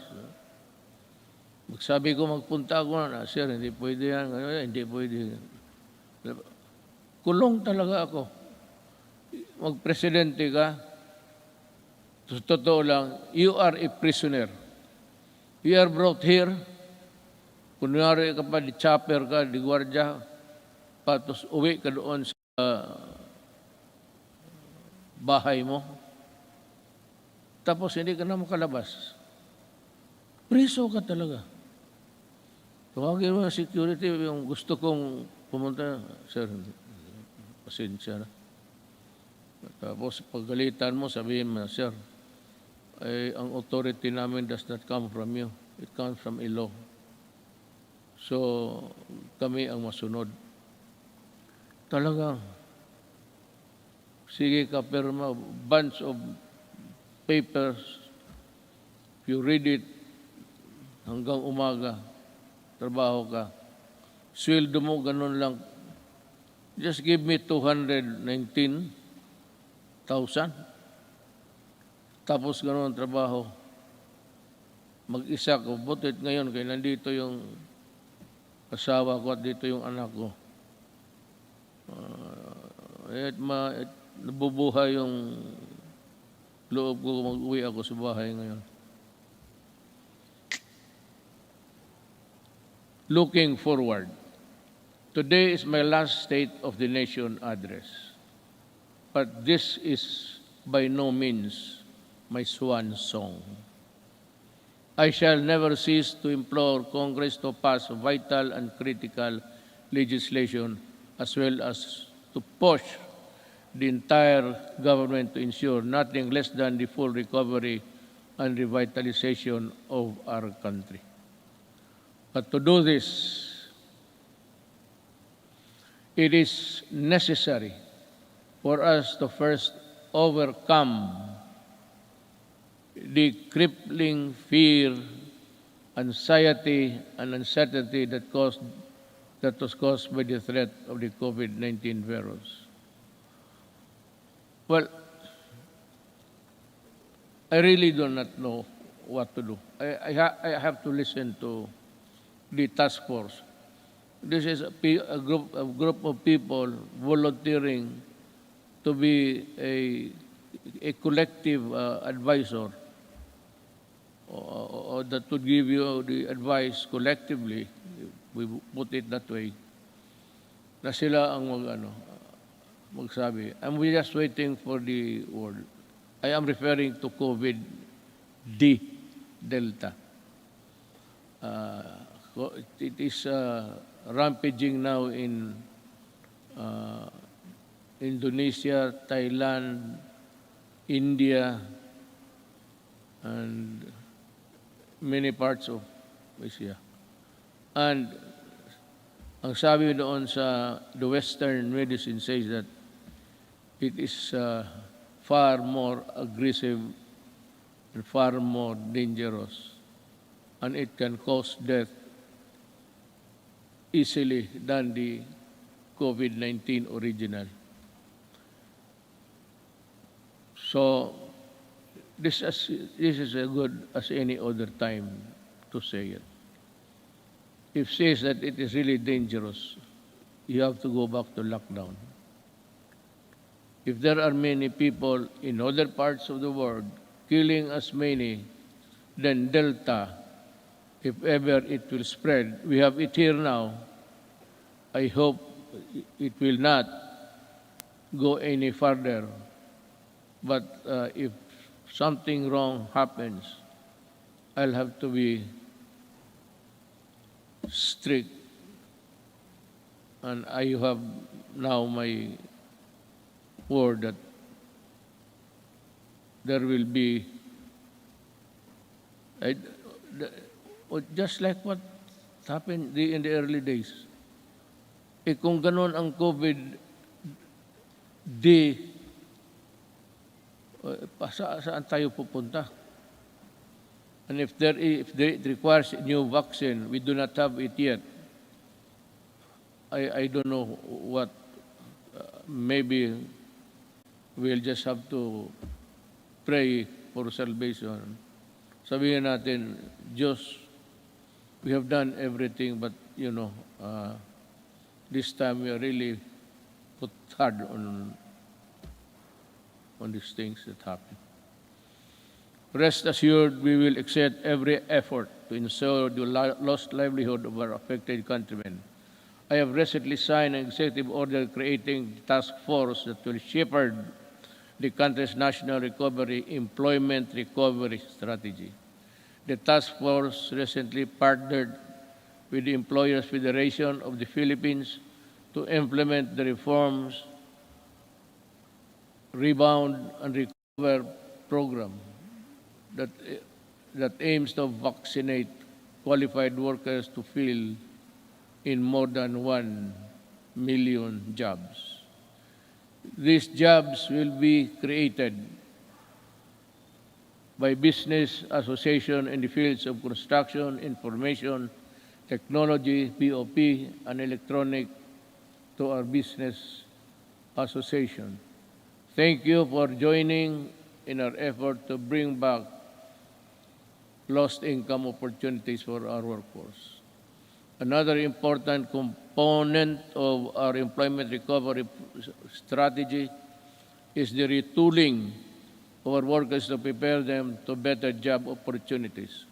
Since the start of the community quarantine, over 1.5 million availed of the TESDA's free online training program. I am directing the National Employment Recovery Strategy Task Force, particularly TESDA, to ensure the upskilling of our workers and increase their employability. I expect the task force to work double time, not only to recoup job losses, but more importantly, to rehabilitate the economy and help our hardest hit sectors. Through COVID-19 assistance to start enterprises or CARES program, we released 988 million pesos worth of loans to over 14,000 enterprises, Bayanihan 1 and Bayanihan 2. Released 2.9 billion pesos worth of loans to over 12,000 enterprises, including our displaced OFW enterprises in the tourism sector, to help them start or sustain their business amid the pandemic. Along this line, I would like to renew my call to Congress to immediately pass the amendments of priority legislative measures such as the Foreign Investments Act, the Public Service Act, and the Retail and Trade Liberalization Act.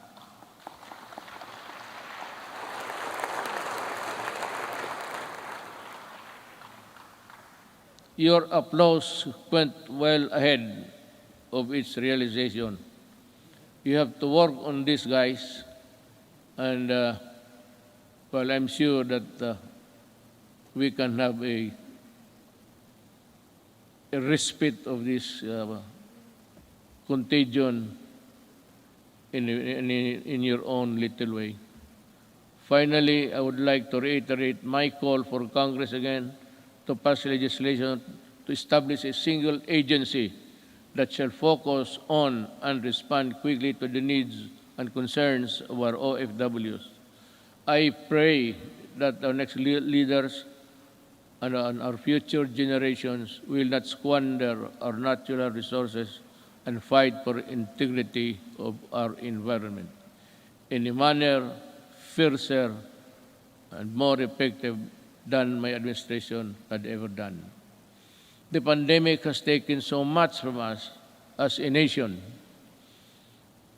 but like other adversities that tested us time and again, it can never take our courage and resilience and the spirit of bayanihan one, rather bayanihan, and the value of the malasakit are now indelible in us Filipinos.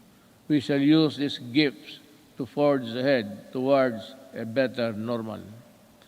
As we come to a point where the risk of COVID-19 transmission can, to a certain extent, be managed, and I'm hopeful that we shall be united in forging ahead towards bringing the country back to its robust growth path.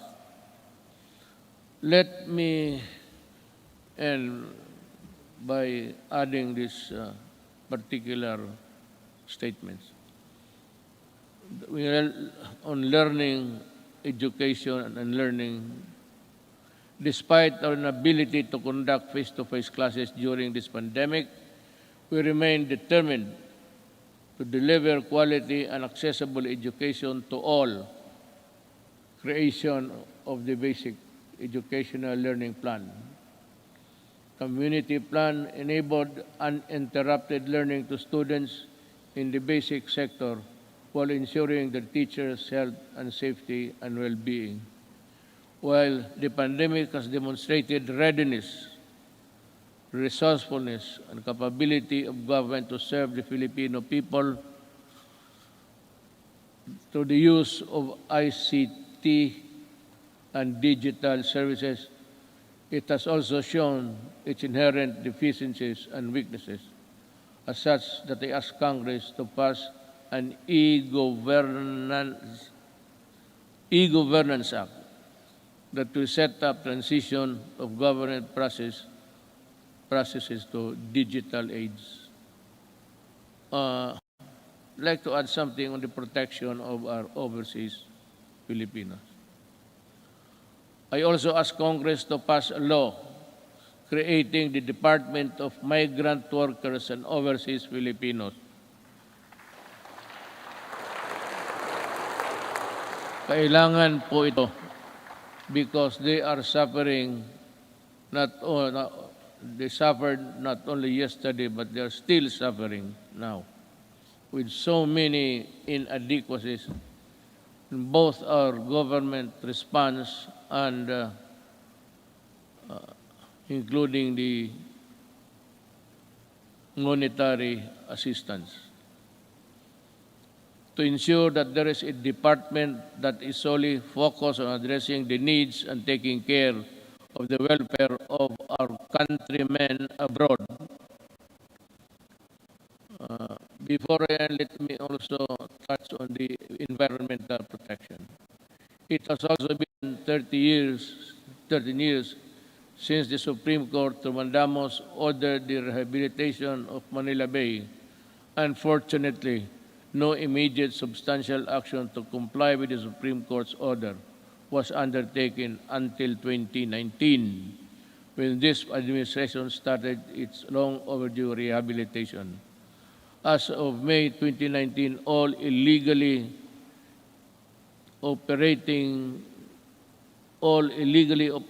open dump sites surrounding Manila Bay has been shut down, while 151 out of 187 LGUs surrounding the bay have now access to sanitary landfill. Establishments have been forced to comply with environmental laws and ordinances, while those who did not have been closed. As a result, pollutants have been slightly reduced, coliform levels also reduced to its barest maximum, are now in its longest levels in years, if not decades. I urge the DENR to sustain the efforts to continue working with our LGUs to restore Manila Bay to its former glory.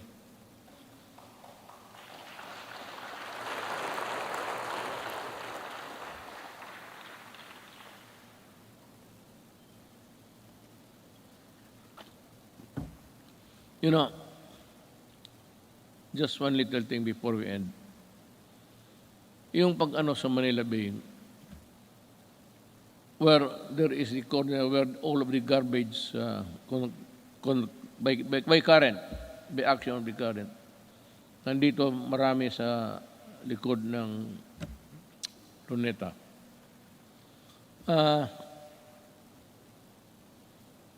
Ginawa natin yan at nilagay tayo itong yung puting basto na which is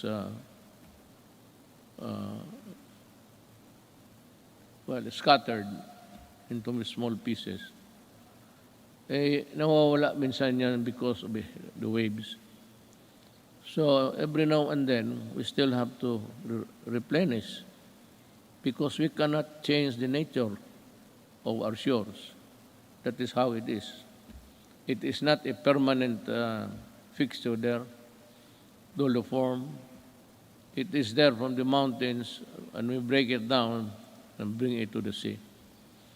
But that would occupy that place, irrespective of there is a high tide or low tide.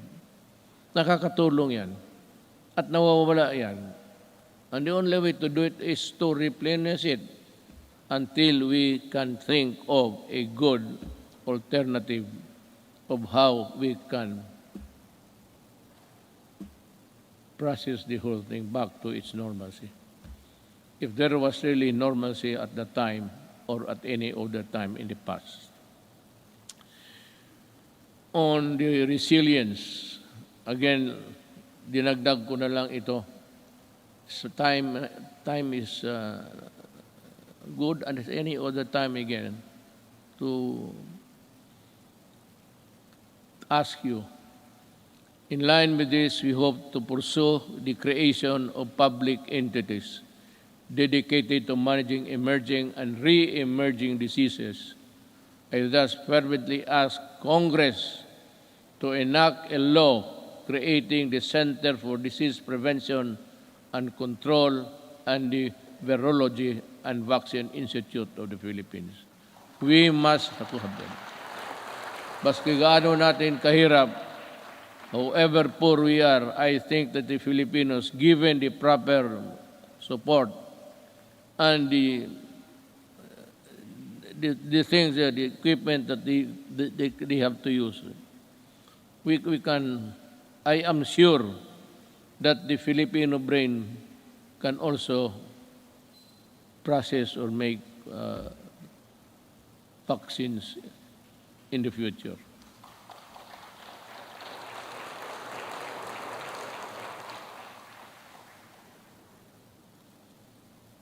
Tapos na po yan, ma'am. I ask Congress to pass the Disaster Resilience Act that will create the Department of Disaster Resilience.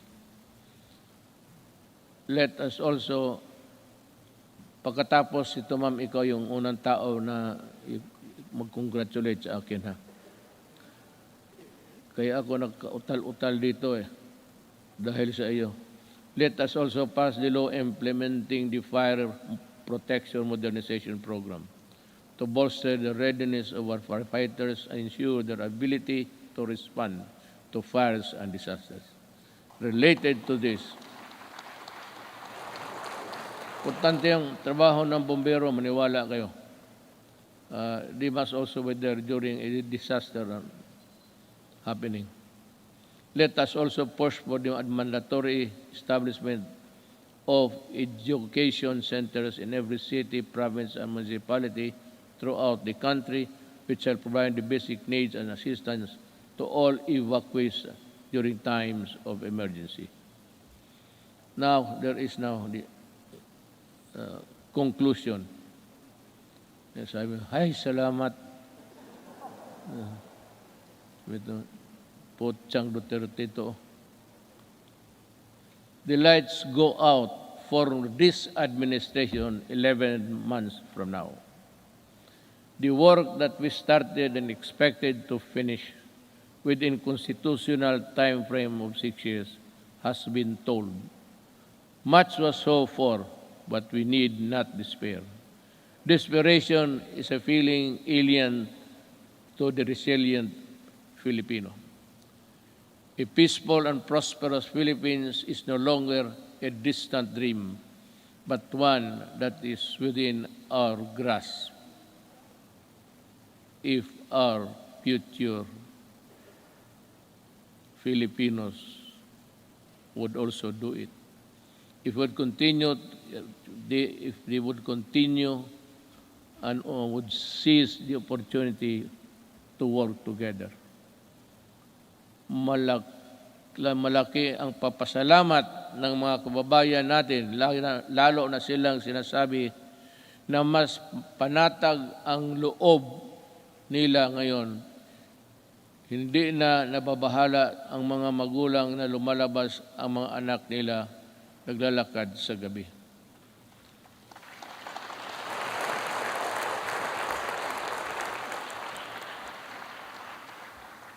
I will not elaborate on anything. You can draw your conclusion. Alam mo, when the Filipino, a father, a mother, or a child, naglalakad sa gabi, at siya ay, kagaya ng iba, even in America, you go into the inner cities of LA and New York, Washington, D.C. There's a corner there, they say, do not go there because you'll not come out alive. Ganon, kung hindi maglakad na sila, puro takot na lang ang nasa loob nila, ma-hold up sa jeep, tapos pati yung taga-ombudsman na buntis, patay pa, pati yung bata sa loob ng tiyan. But just to get the money to buy shabu. Because when the monkey is riding on your back, yung katawan mo hindi mo na maano. That is why you need to higop, sip. Kailangan mo maghigop at kailangan mong pumatay pag wala kang pera. Hindi naman talagang papatay. Maybe not. The mind is not ready for that. But in the struggle, you put up a struggle, if you are the owner of the money, talagang papatayin ka kung hindi mo ibigay. Yan ang ayaw ko. Kaya nung na-mayor ako sa Davao, ganito, mga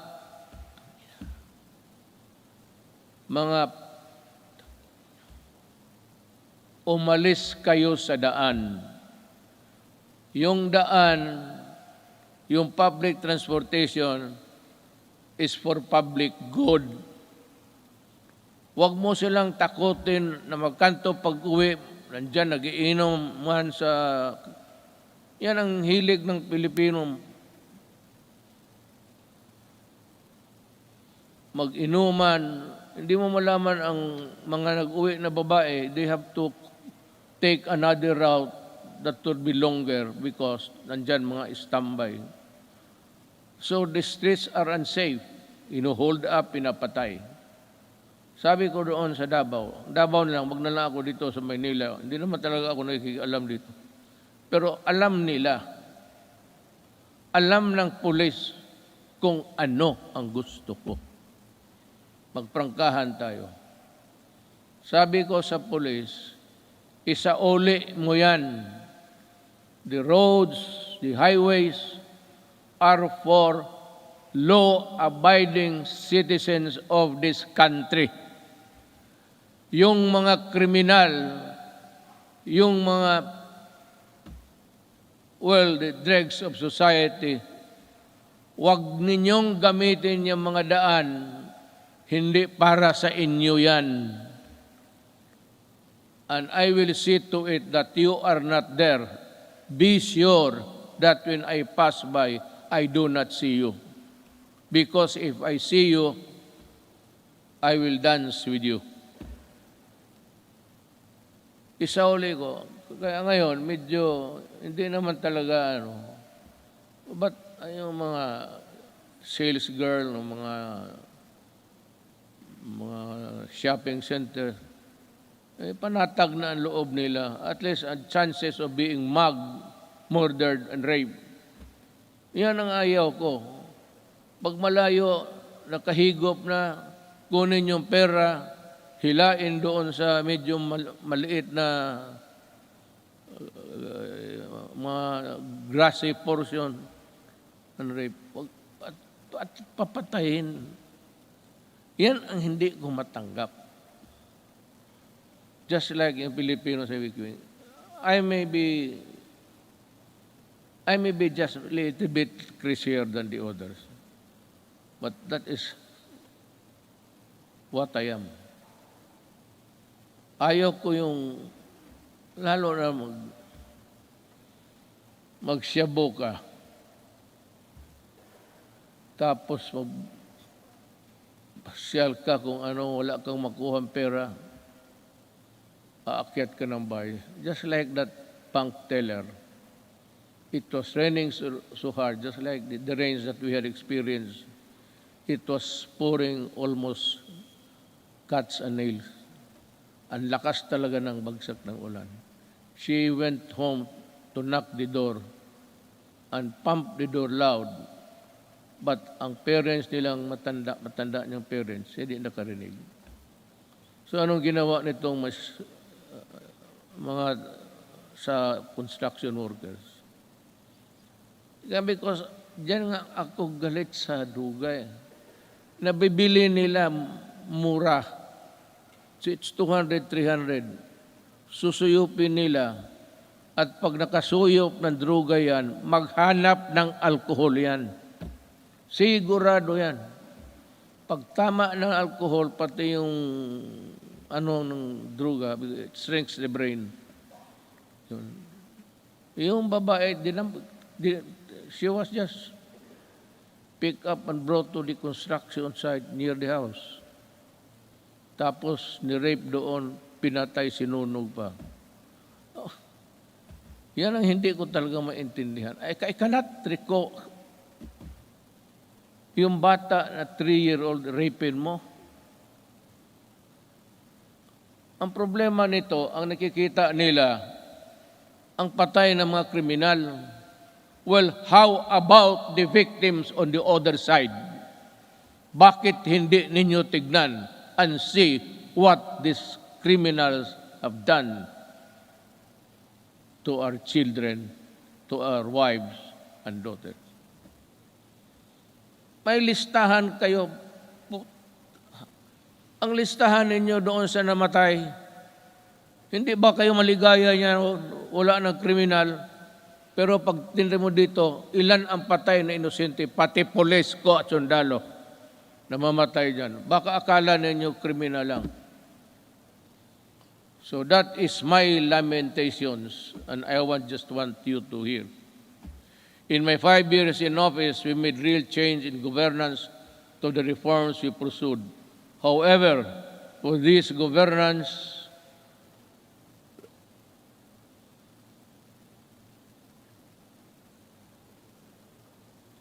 must be sustained and broadened. We need to make, I'm just getting my ear. Naghihingal ako. Baka dito ako mamatay pagka-presidente. Iba na ang pitik ng ko ngayon. Ng kasing-kasing ko. Kasing-kasing is puso. To make every public servant responsive to the needs of the people and enjoin every Filipino to assert the right to demand malasakit from their leaders until everyone lives with dignity, well-fed, educated, healthy, secure, disciplined, and empowered to contribute to the national development. I will not be forever be president. But ang kulang sa Pilipino is assertiveness. Pag mayroon kayong transaction at hingian kayo, ang sabi ko sa inyo, ito ang payo ko. Murahin mo, sabihin mo, nagtatrabaho kayo at kami dito. We are following papers and you are sitting on your ass on it. Kaya dito sabi ko, makinig kayo lahat ng Pilipino, total last sunog ito. Pag may mag-follow up kayo, permit, clearance, at maghingi ng pera, murahin ninyo, sabihin ninyo, yan, sabi ni Duterte, sampaling ko kayo kasi ako nagbabayad ng buwis. Bakit ginaganito ninyo? Anto di mga Pilipino, hindi naman lahat. Tayong magtatrabaho sa gobyerno. You know, I mean, it takes you 1 month to process a paper. Takes you, patos pabalik-balik yung tao. Pag ang tao bumabalik, 2, 1, 3, there is corruption there. Murahin mo at kung maari, pahiramin kita ng pangkulam para kulamin. Ganun talaga. I'm just warning everybody. There's still 1 year to go. In about 3 days, lagyan mo ng papel, bumalik ka dito at this hour on Thursday. At pag gano'n, pakita mo yung papel, hanapin yung papel ibigay. Yan ang gamitin ninyo. For all the local governments also. In my cabinet, it's 30 days. Walang extension. All. Sabi ko, reduce the signing authority from 6, 7 to only 1 or 2. Hindi naman kailangan. Hindi kailangan nagpirma lahat ng empleyado dyan. 1 or 2, yung iba mag-process lang. But if we cannot process it also in so many days, in Davao, if there is a clearance which is long overdue, hindi mo na pwedeng ibigay doon sa tao. Ibigay mo sa akin at tanungin kita mo, bakit inabot ka ng ganito? There's no other conclusion.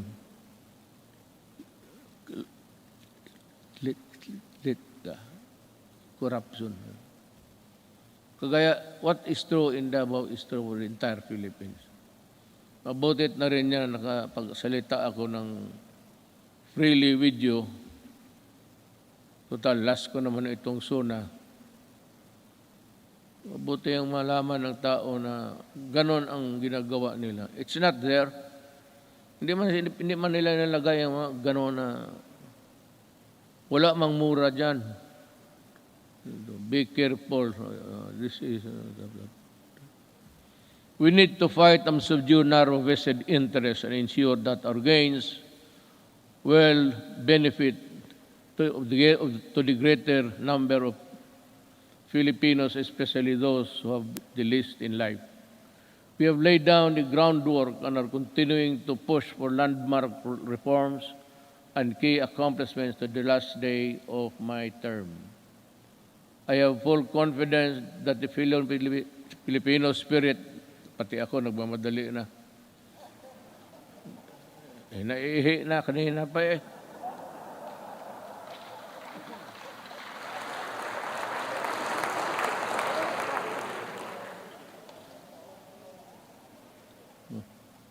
It's a natural human biology, so what's the big deal? Bakit kayo magpakpak kung napaihi na ako? Sa bagay, alam ko rin, nahiya kayo magtindig. puno ang pila nito pagdating sa CR maya. I have full confidence that the Filipino spirit will persevere and triumph together. And together, let us rise as a nation. Thank you.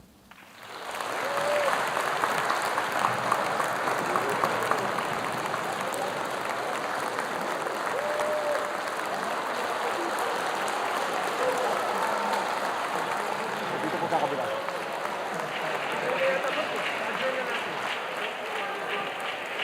Mabilis na naman tayo ng Okay. Bakit pa ba? Bakit pa?